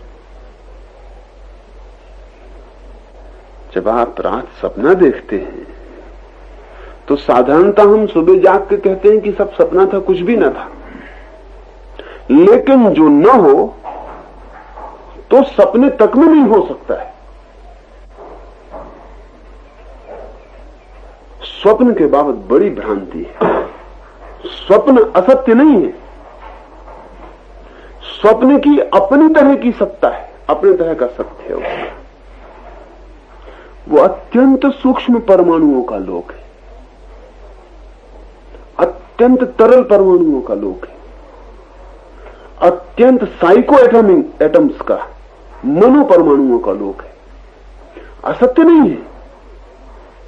असत्य का मतलब है जो है ही नहीं। तो तीन चीजें हैं, असत्य, जो है ही नहीं, सत्य जो है, और इन दोनों के बीच में एक स्वप्न ही है। इस अर्थों में खरगोश के सींग या बांझ मां का बेटा, जो इस अर्थों में नहीं है ऐसा नहीं कह सकते, और न इस अर्थों में कह सकते हैं कि है जैसे पहाड़, जो दोनों के बीच है, जो है भी किसी सूक्ष्म अर्थ में और जो नहीं भी है किसी सूक्ष्म अर्थ में। शंकर का भी माया से यही मतलब है। शंकर के साथ बड़ी भूल हुई है। शंकर का भी इल्यूजन या माया से ही मतलब है। शंकर कहते हैं तीन यथार्थ हैं, सत, असत और मध्य का माया। उसे मिथ्या कहें, हम मिथ्या कहें, उससे कोई फर्क नहीं पड़ता, लेकिन मिथ्या से भी लोगों को ख्याल होता है कि जो नहीं है। एक तो ऐसी चीज है जो है ही नहीं, और एक ऐसी चीज है जो बिल्कुल है, और एक ऐसी चीज है जो दोनों के बीच में, जिसमें दोनों की क्वालिटीज मिलती हैं, दोनों के गुण मिलते हैं। स्वप्न असत्य नहीं है। हाँ, जागरण जैसा सत्य नहीं है, और तल का सत्य है। तो पहले तो स्वप्न असत्य नहीं है, स्वप्न का अपना सत्य है। और अगर स्वप्न के सत्य की खोज में कोई जाए तो जितना सत्य उसे बाहर की दुनिया में मिल सकता है, इतना ही सत्य वहां भी मिल सकता है। लेकिन हम तो बाहर की दुनिया में नहीं जा पाते, तो स्वप्न की दुनिया में जाना तो बहुत मुश्किल है। स्वप्न की दुनिया में प्रवेश भी बहुत मुश्किल है, क्योंकि बिल्कुल छायाओं का लोक है, जहां अत्यंत तरल चीजें हैं, जिनको मुट्ठी बांधना मुश्किल है। स्वप्न में भी खोज की जा सकती है, की गई है, की जाती रही है। और जो लोग स्वप्न लोक की गहराइयों में गए हैं वो बहुत हैरान हो गए। वो हैरान हो गए हैं कि जिसको हम स्वप्न कहते हैं वो बहुत गहरे अर्थों में हमारे सत्य के लोक से बहुत ज्यादा जुड़ा है। एकदम असत्य नहीं है। बहुत से स्वप्न तो हमारे पिछले जन्मों की स्मृतियां हैं, जो कभी सत्य थे। बहुत से स्वप्न हमारे भविष्य की झलक हैं, जो कभी सत्य होंगे।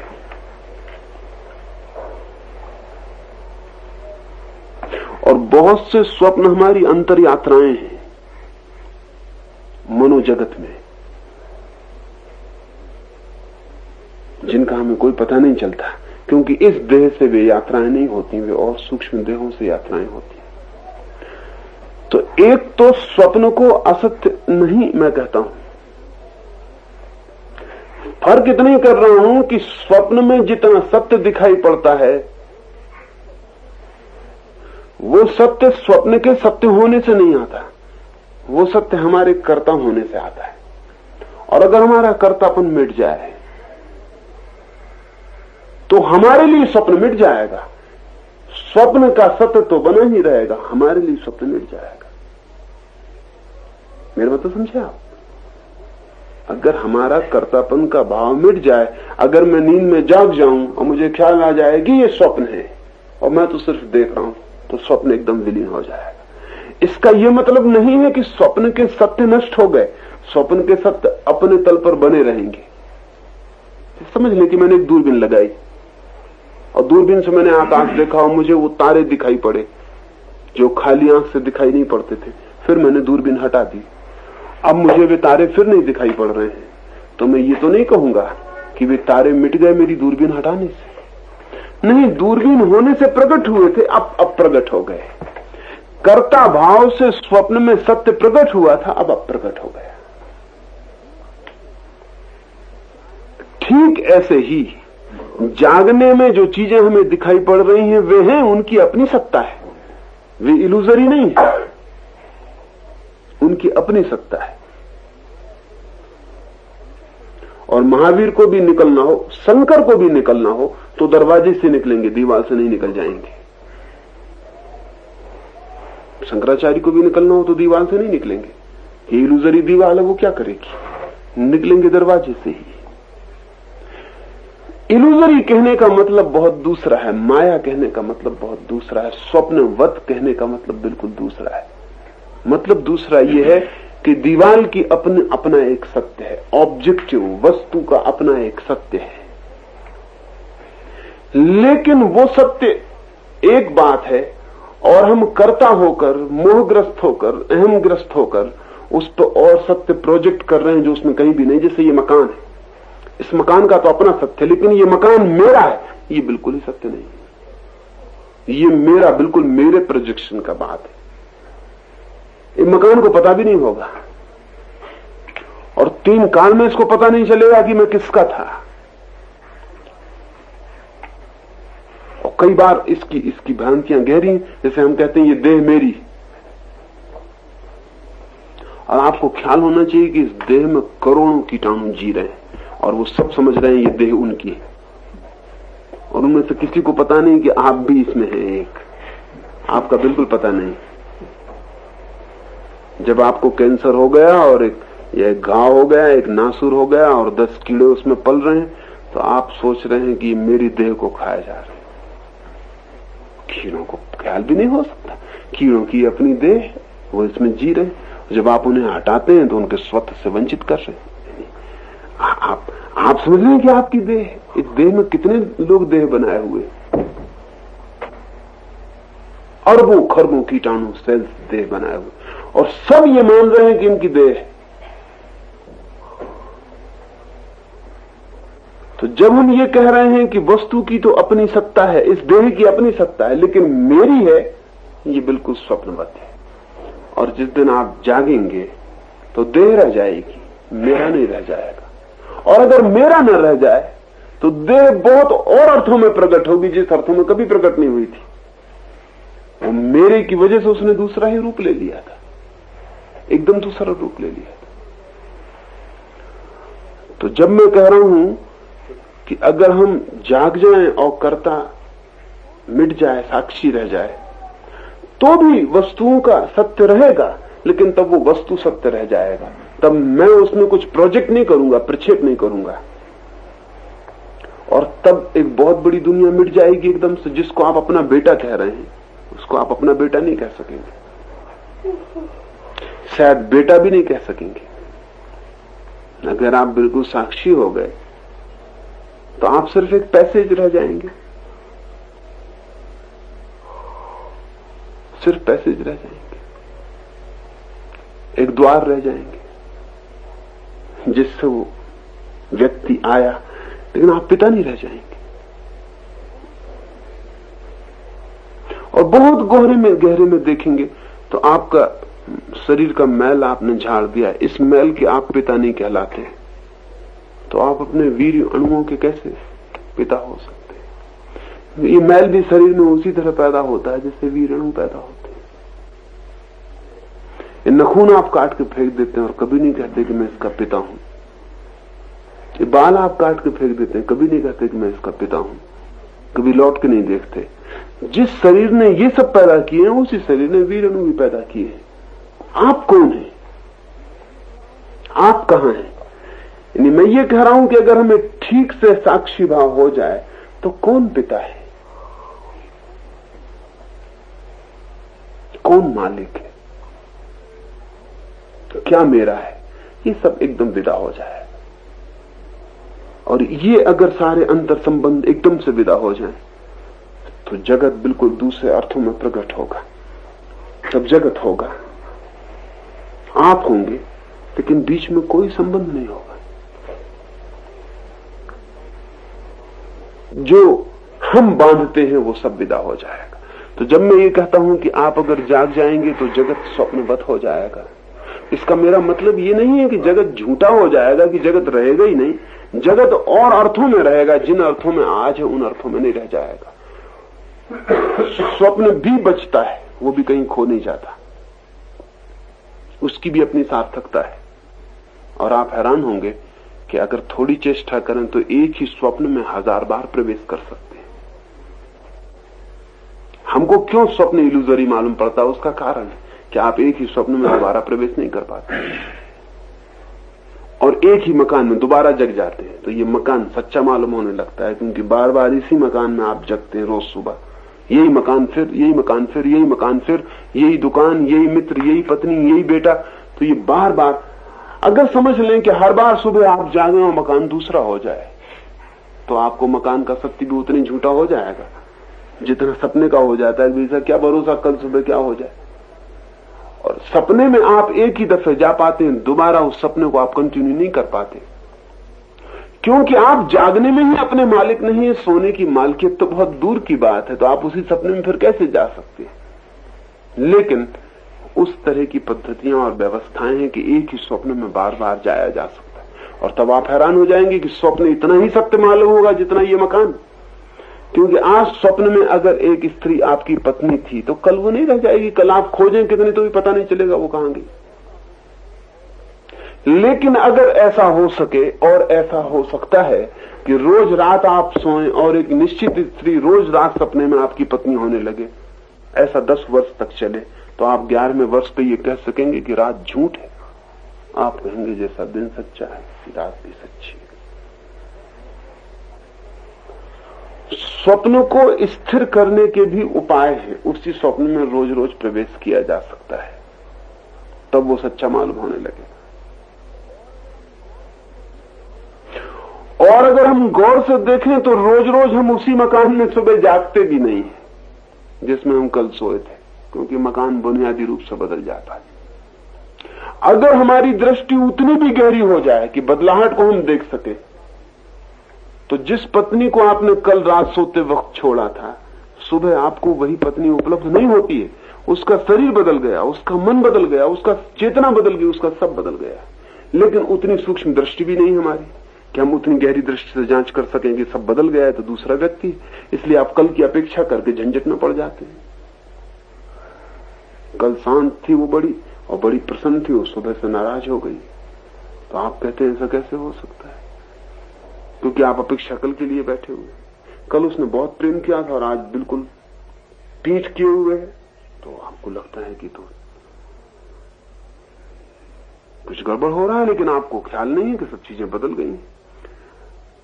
जिस दिन हम बहुत गहरे में इधर घुस जाएं, यानी मैं ये कह रहा हूं कि अगर गहरे स्वप्न में जाएं तो स्वप्न, कहने का मेरा प्रयोजन इतना ही है कि इन सारी स्थितियों में, चाहे स्वप्न चाहे जागरण, अगर साक्षी जग जाए तो एक बिल्कुल ही नई चेतना का आरंभ होता है। लेकिन उससे कोई जगत मिथ्या हो जाता है, झूठ हो जाता है, ऐसा नहीं। उससे सिर्फ इतना ही हो जाता है कि जो कल तक का जगत हमने बनाया था वो विदा हो जाता है और एक बिल्कुल नया जगत, पहली दफे ऑब्जेक्टिव, पहली दफे वस्तुपरक सत्य सामने आता है। जो हमने बनाया था वो विदा हो जाता है। तो जो हमने क्रिएट किया है, खुद सृजन कर लिया, वो नदारत हो जाता है, वो विदा हो जाता है। महावीर इसीलिए उसको माया का उपयोग नहीं करना चाहते, क्योंकि माया जैसा लगता है कि जैसे सब झूठ है, इसलिए वो उपयोग नहीं करते। वो कहते हैं वो भी सत्य है, ये भी सत्य है, लेकिन दोनों सत्यों के बीच में हमने बहुत से झूठ गढ़ रखे, वो विदा हो जाने चाहिए। तब पदार्थ भी अपने में सत्य है।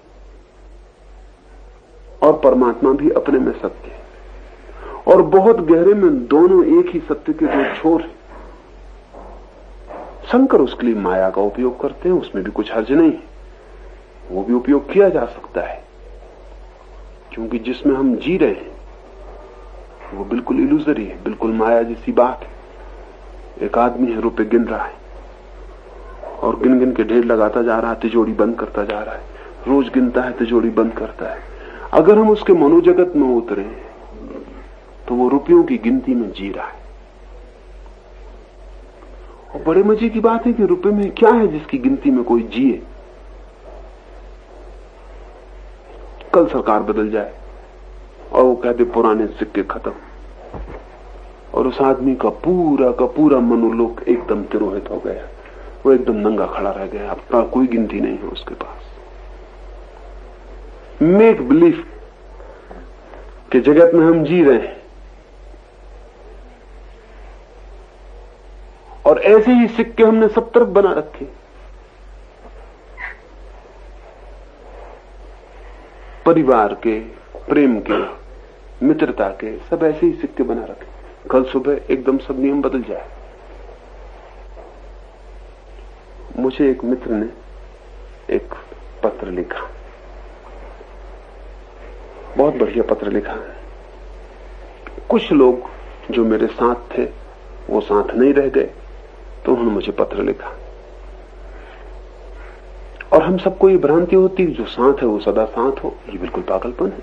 जितनी देर साथ है बहुत है, जिस दिन अलग हो गया अलग हो गया। जैसे साथ होना एक सत्य था वैसे अलग होना एक सत्य है।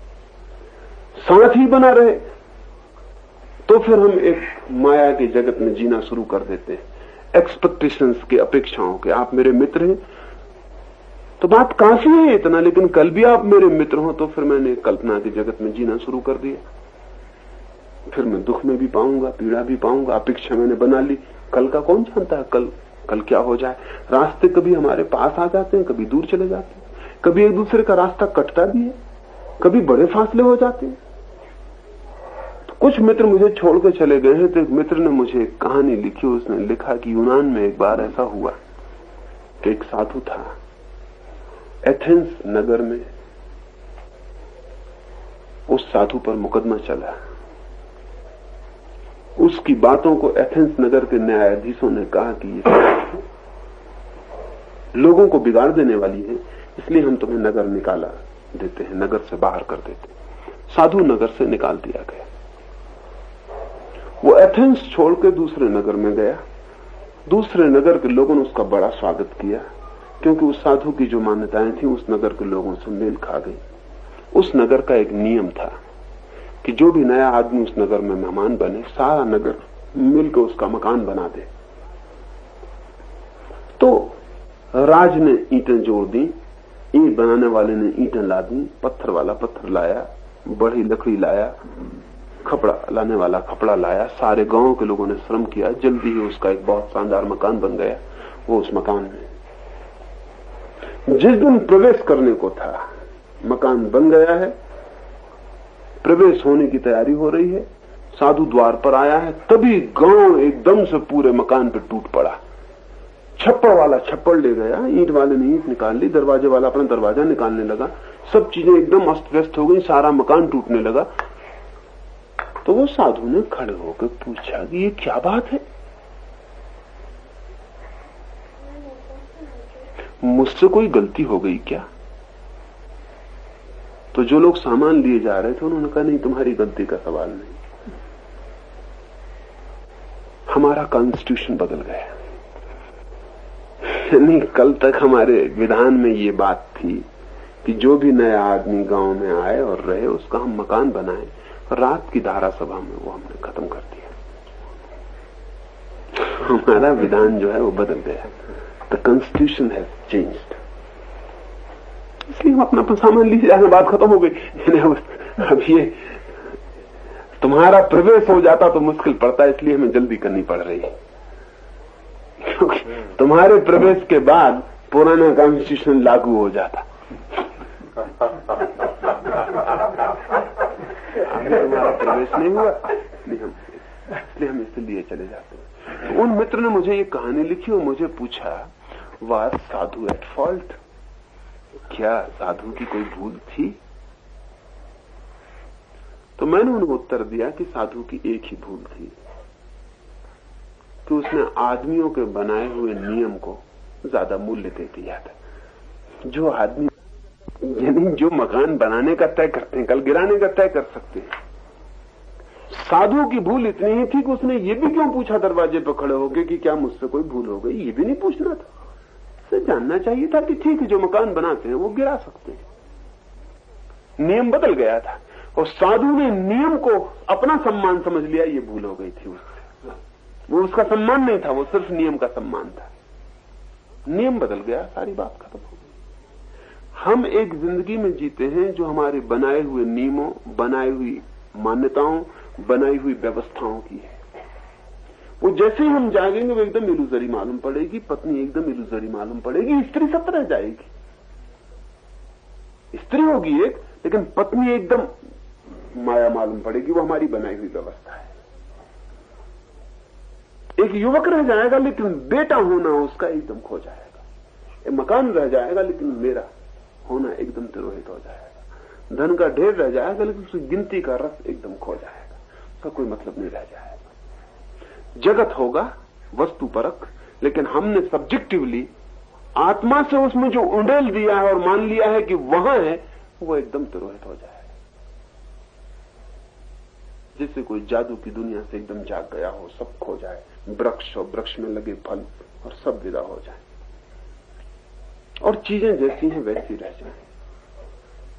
वस्तु रह जाएगी लेकिन हमारी कल्पित वस्तु एकदम विदा हो जाएगी। इस अर्थ में मैंने कहा कि स्वप्न भी सत्य बन जाता है अगर हम उसमें लीन हो जाते हैं, और जिसे हम सत्य कहते हैं वो भी स्वप्नवत हो जाएगा अगर हम अपनी लीनता को तोड़ लेते हैं।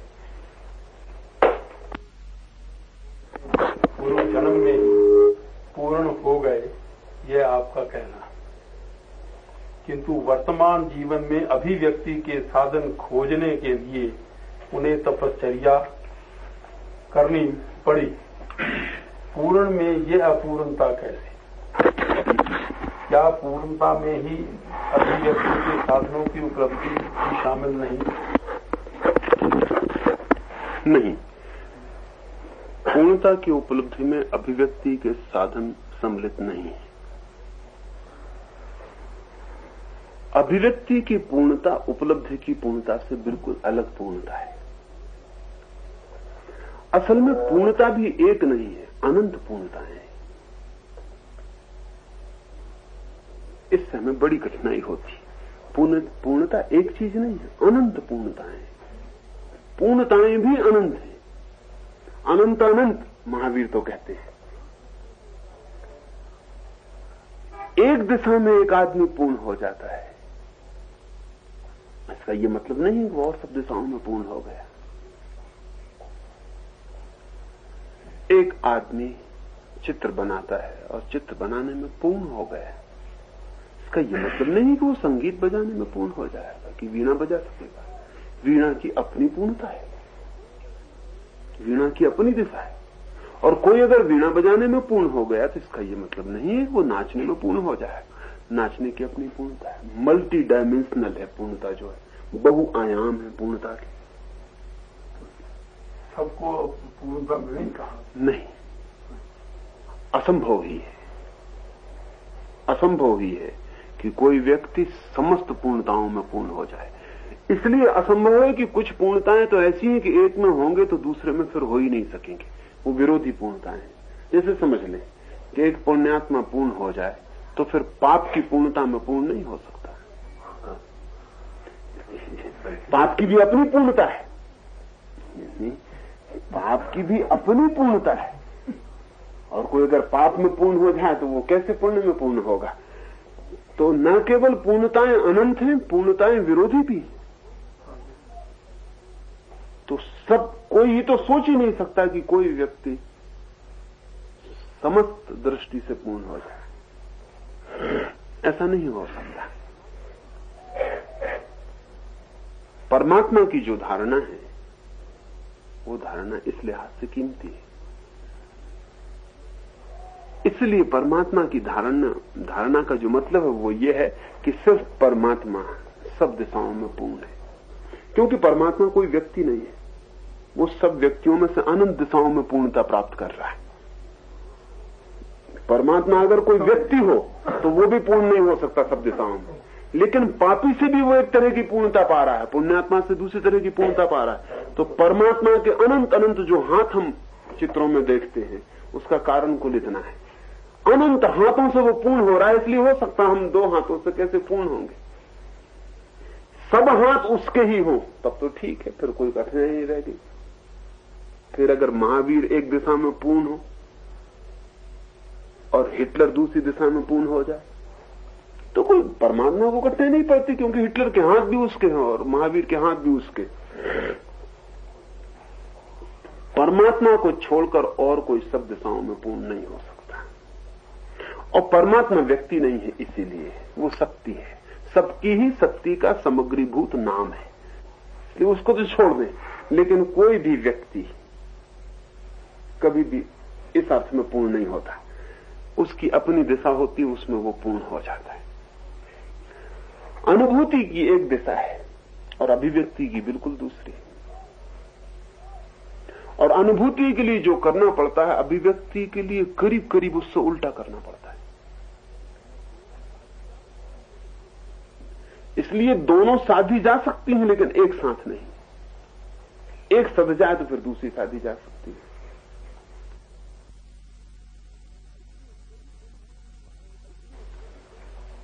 इसलिए कभी अनुभूति की पूर्णता के साथ अभिव्यक्ति की पूर्णता नहीं होती, क्योंकि अनुभूति में जाना पड़ता है भीतर और अभिव्यक्ति में आना पड़ता है बाहर, और ये बिल्कुल ही उल्टे आयाम है। अनुभूति में छोड़ना पड़ता है सबको और हो जाना पड़ता है बिल्कुल स्व। उल्टी दिशाएं हैं बिल्कुल। जानना मौन में है और बताना वाणी में है। जो जानेगा उसको मौन होना पड़ेगा और जब बताने जाएगा तो फिर शब्द की साधना करनी पड़ेगी। इसलिए जरूरी नहीं है कि जो अभिव्यक्ति दे रहा हो वो जानता भी हो, जरूरी नहीं। हो सकता है सिर्फ अभिव्यक्ति हो, तब वो उधार हो जाएगी। किसी और ने जाना होगा, वो सिर्फ अभिव्यक्ति दिए चला जा रहा है। इसलिए बहुत बार ऐसा होता है कि अकेली अभिव्यक्ति वाला आदमी भी बड़ा ज्ञानी मालूम पड़ता है, उस पास अनुभूति कोई भी नहीं, सिर्फ उसने उदाहरण अनुभूतियां बटोर ली। पंडित ऐसे ही आदमी को मैं कहता हूं जिसके पास अभिव्यक्ति है, अनुभूति नहीं।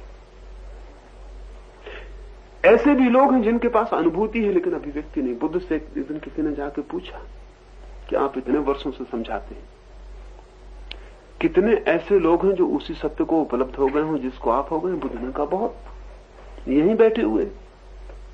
उस आदमी ने पूछा लेकिन आप जैसा तुमने से कोई भी नहीं दिखाई पड़ता, आप जैसा महिमाशाली। तो बुद्ध ने कहा थोड़ा सा फर्क है, मैंने अभिव्यक्ति भी साधी है, अनुभूति में तो मेरी जगह पहुंच गए। अभिव्यक्ति तो जब तक अभिव्यक्ति ना साधे तुम्हें उनका पता भी नहीं चलेगा, क्योंकि जब वो तुमसे कहेंगे तब तुम जानोगे, उन्हें हो गया इससे थोड़ी जानोगे। केवल ज्ञानी और तीर्थंकर में यही फर्क है। तीर्थंकर भी केवल ज्ञानी से ज्यादा नहीं है, सिर्फ अभिव्यक्ति और है उसके पास। केवल ज्ञानी तीर्थंकर से इंच भर कम नहीं है, अनुभूति में वही है जहां वो है, सिर्फ अभिव्यक्ति नहीं है उसके पास। अभिव्यक्ति नहीं है। अभिव्यक्ति साध ले तो वो भी टीचर हो जाता है, वो भी शिक्षक हो जाता है। अभिव्यक्ति न साधे तो अनुभूति तो होती है, सिद्ध होता है, लेकिन बंद हो जाता है, सब तरफ फैला नहीं पाता कि जो उसने जाना उसे कह दे। तो अनुभूति की पूर्णता तो महावीर को पिछले जन्म में हुई है, अभिव्यक्ति की पूर्णता के लिए उन्हें इस जन्म में साधना करनी पड़ी।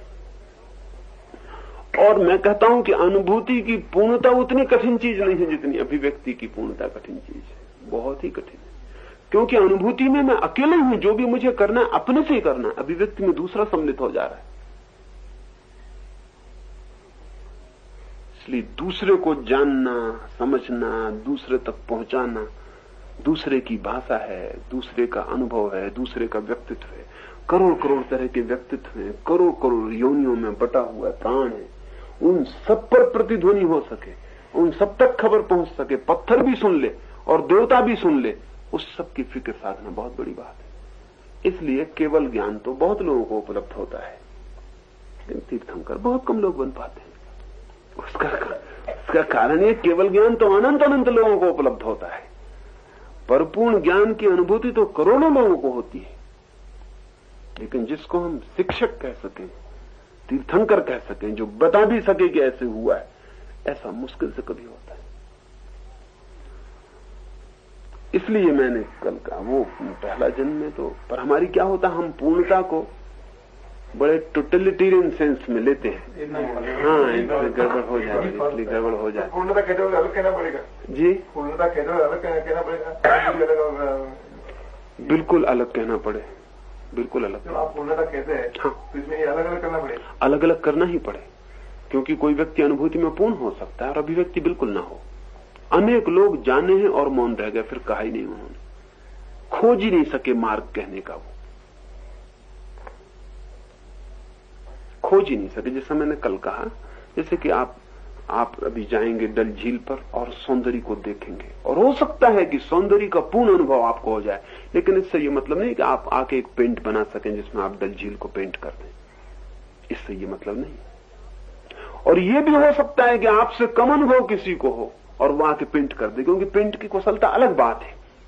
मेरा मतलब सुनिए ना, पेंटिंग की कुशलता बिल्कुल अलग बात अनुभूति की कुशलता से। अनुभूति तो आपको हो सकती है डल झील पे जाके सौंदर्य की, सारा प्राण भीग जाए, लेकिन आपसे कोई कहे कि रंग उठा के और ब्रश उठा के जरा पेंट कर दे, तो आप कहें ये मुझसे नहीं हो सके। दोनों होता आप संपूर्णता कैसे? और भी दिशाएं हैं ना, और भी दिशाएं हैं, और भी दिशाएं हैं, क्योंकि जब आप डल झील पे गए थे तो आपने सोचा होगा कि आप सिर्फ देख रहे हैं, वो सौंदर्य सिर्फ देखने का नहीं था। अगर आप बहरे होते तो इतना सौंदर्य आपको दिखाई ना पड़ता। उसमें चिड़ियों की आवाज भी छिपी थी, उसमें लहरों की छप छप भी छिपी थी, उसमें सब था जुड़ा हुआ। अगर आप बहरे होते तो आप देख तो लेते, लेकिन आपके देखने में कमी रह गई होती। उसमें आसपास जो सुगंध आ रही थी वो भी उस सौंदर्य का हिस्सा थी। हमको कभी पता नहीं चलता। जब कोई एक आदमी किसी की स्त्री को प्रेम करता है तो वो कभी नहीं सोचता उसके शरीर की गंध भी उसमें कोई 30% हिस्सा लेती, कम नहीं। यानी वो कितनी ही सुंदर हो, अगर उसकी गंध उसको मेल नहीं खाती है तो वो बिल्कुल ही तालमेल नहीं बैठ सकता, कभी तालमेल नहीं बैठ सकता। उसके शरीर की एक गंध है जो उसे भीतर से आकर्षित, और पर्टिकुलर गंध है जो पर्टिकुलर लोगों को आकर्षित करती, नहीं तो नहीं करती। यानी वो कितनी ही सुंदर हो, जरा सी गंध उसकी विपरीत हो तो कभी तालमेल नहीं होगा, विरोध बना ही रहेगा, झंझट खड़ी ही रहेगी, और आप कभी सोच भी नहीं पाएंगे कि उसके शरीर की गंध बाधा दे रही। तो जैसे कि सौंदर्य बड़ी चीज है, उसमें गंध भी सम्मिलित थी, उसमें ध्वनि भी सम्मिलित थी, उसमें रंग भी सम्मिलित थे, उसमें सब सम्मिलित था, एक टोटल बात थी। आप आके अगर पेंट भी कर लो और मैं आपसे कहूं कि झील पर जो संगीत अनुभव हुआ था वो बजाओ, आपको वो मैं नहीं कर सकता हूं। तब भी आप पेंट करके सिर्फ आंख से जो देखा गया था वही पेंट कर पा रहे हो, कान से जो जाना गया था वो आप नहीं कर पा रहे हो, नाक से जो जाना गया था वो आप नहीं कर पा रहे हो, तो भी पूर्णता नहीं है। तब फिर मेरा कहना ऐसा है कि अगर हम संपूर्णता के लिए रुकेंगे तो शायद कोई आदमी कभी पृथ्वी पर संपूर्ण नहीं रहा और ना हो सकता है, असंभव है। और असंभव के बहुत भीतरी कारण है, वो हमें दिखाई नहीं पड़ते। जैसे जिस आदमी की आंख रंगों को देखने लगेगी बहुत गहराई में, उस आदमी के कान धीमे धीमे शक्ति खो देते हैं। इसलिए अंधों के पास कान की जो शक्ति होती है आंख वालों के पास कभी नहीं होती। इसलिए अंधा जैसा संगीतज्ञ हो सकता, आंख वाला कभी नहीं हो सकता। उसका कारण है कि भीतर शक्ति की सीमा है। अगर वो पूरी आंख से बहने लगती तो दूसरी इंद्रियों से खींच लेती, अगर पूरे कान से बहने लगती तो दूसरी इंद्रियों से खींच लेती। तो अंधे के पास कान की ताकत सदा ज्यादा होती, क्योंकि आंख की जो शक्ति बच गई है वो क्या करे, वो कानों से बह जाती।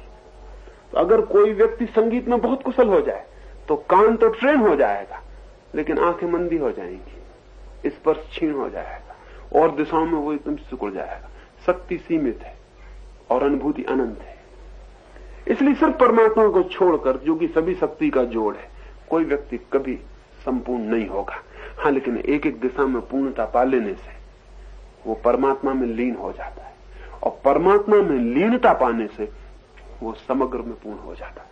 वो बिल्कुल दूसरी बात, इससे थोड़ा ख्याल में लेना चाहिए। जैसे कोई नदी कभी पूर्ण नहीं होगी, लेकिन सागर में खोके पूर्ण हो जाती है।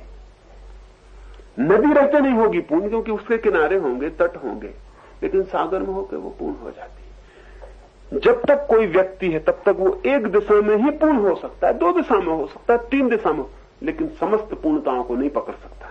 लेकिन एक दिशा में भी कोई पूर्ण हो जाए तो वो उस द्वार पर खड़ा हो जाता है जहां से परमात्मा में प्रवेश संभव। एक दिशा में भी पूर्ण हो जाए, यानी पूर्णता जो है वो किसी भी दिशा से लाई गई हो, परमात्मा के द्वार पर खड़ा कर देती है। और अगर वहां से वो अपने को छोड़ दे और खो जाए तो वो परमात्मा के साथ एक हो गया। उस अर्थ में वो अब संपूर्ण हो गया, लेकिन अब वो रहा ही नहीं, अब वो नदी रही नहीं, अब वो सागर ही हो गई है। अनंत अनंत पूर्णताओं की दृष्टि अगर हमारे ख्याल में हो तो हम और बहुत सी बातें समझ सकेंगे। तब हम समझ सकेंगे कि सर्वज्ञ का क्या मतलब होगा। तब हम पागलपन में नहीं पड़ेंगे। तब हम इतने ही कहेंगे कि महावीर स्वयं को जानने में जो भी जाना जा सकता था वो सब जान लिए। सर्वज्ञ का ये मतलब होगा। फिर ये मतलब नहीं होगा कि वो साइकिल का टायर फट जाए तो उसको जोड़ना भी जानते। इसका ये मतलब नहीं होगा कि आदमी को टीबी हो जाए तो उसकी दवाई भी जानते हैं। सर्वज्ञ का ये मतलब नहीं होगा। लेकिन महावीर को पकड़ने वालों ने सर्वज्ञ का कुछ ऐसा मतलब पकड़ लिया है कि जो भी जाना जा सकता है वो सब वो जानते हैं। आइंस्टीन को भी वो जानते हैं, मोजर्ट को भी वो जानते हैं, बीथोवन को भी वो जानते हैं, सबको वो जानते हैं। ये बिल्कुल फिजूल गलत बात है। सर्वज्ञ का इतना ही मतलब है कि जिस पूर्णता की एक दिशा को उन्होंने पकड़ा है उसमें वे सर्वज्ञ हो गए। आत्मज्ञान की दिशा में वे सर्वज्ञ। जो भी आत्मज्ञान की दिशा में जाना जा सकता है वो सब उन्होंने जान लिया। लेकिन इसका ये मतलब नहीं है, इसका ये मतलब नहीं है कि वो आपको कोई बीमारी तो जानते हैं, भविष्य में क्या होगा वो जानते हैं, कल क्या होगा वो जानते हैं, कल क्या हुआ था वो जानते हैं। इन सब बातों से कोई मतलब नहीं है, इससे कोई मतलब नहीं।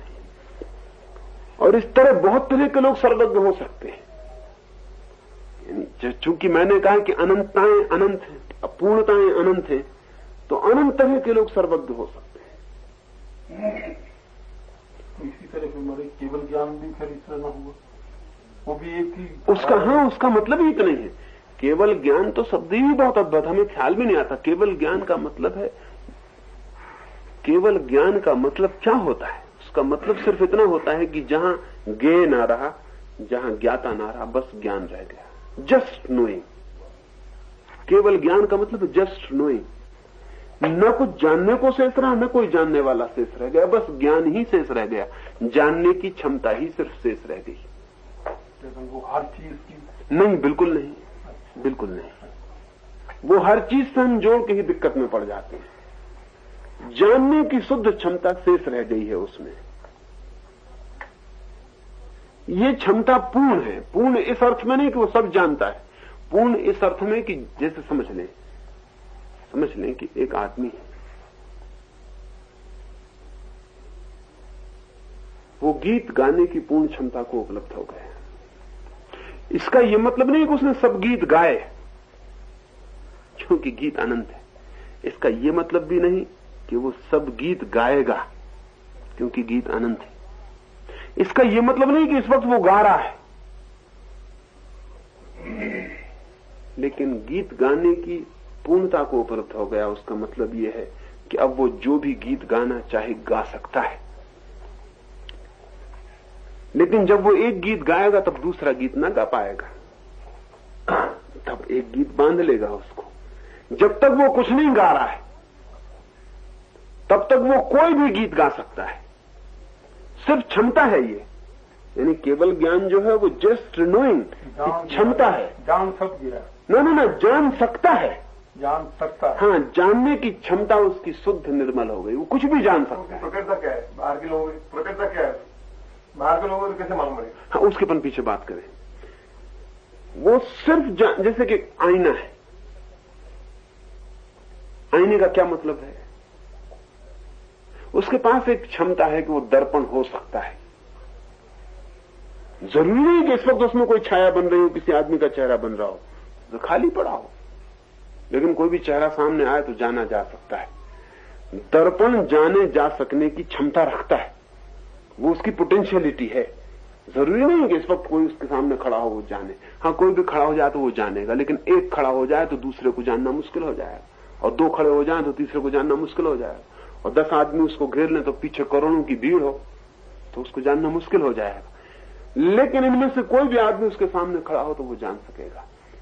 केवल ज्ञान का मतलब है ज्ञान की शुद्धता उपलब्ध हो गई है। ज्ञान नहीं, नॉलेज नहीं, नोइंग। जो समझ लेना चाहिए जो फर्क है, नॉलेज नहीं उपलब्ध हो गई है,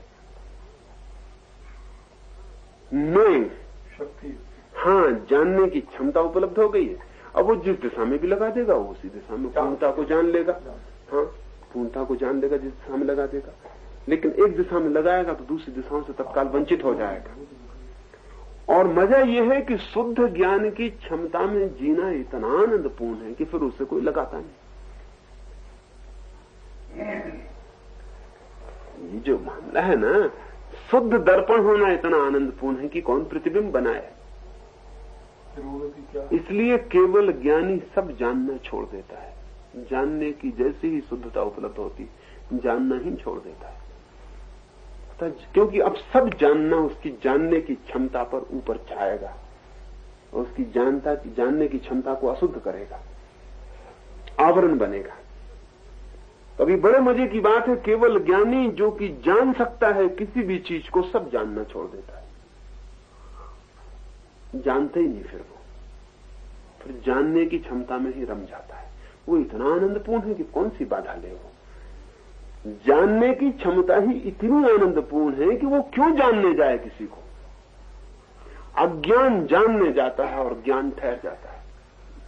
अज्ञान जानने जाता है क्योंकि अज्ञान में जिज्ञासा है कि जानूं, और जब ज्ञान की क्षमता उपलब्ध होती है तो ज्ञान ठहर जाता है। वो जानने जाता ही नहीं है क्योंकि जानने का कोई सवाल भी नहीं रह जाता है।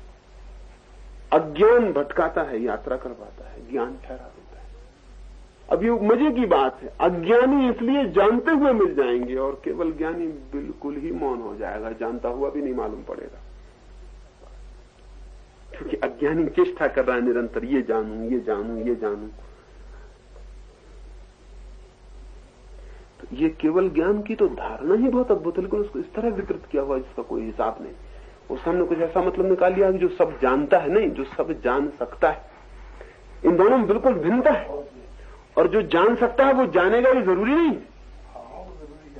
आमतौर से तो यही जरूरी है कि वो जानेगा ही नहीं, अब इस झंझट में नहीं पड़ेगा।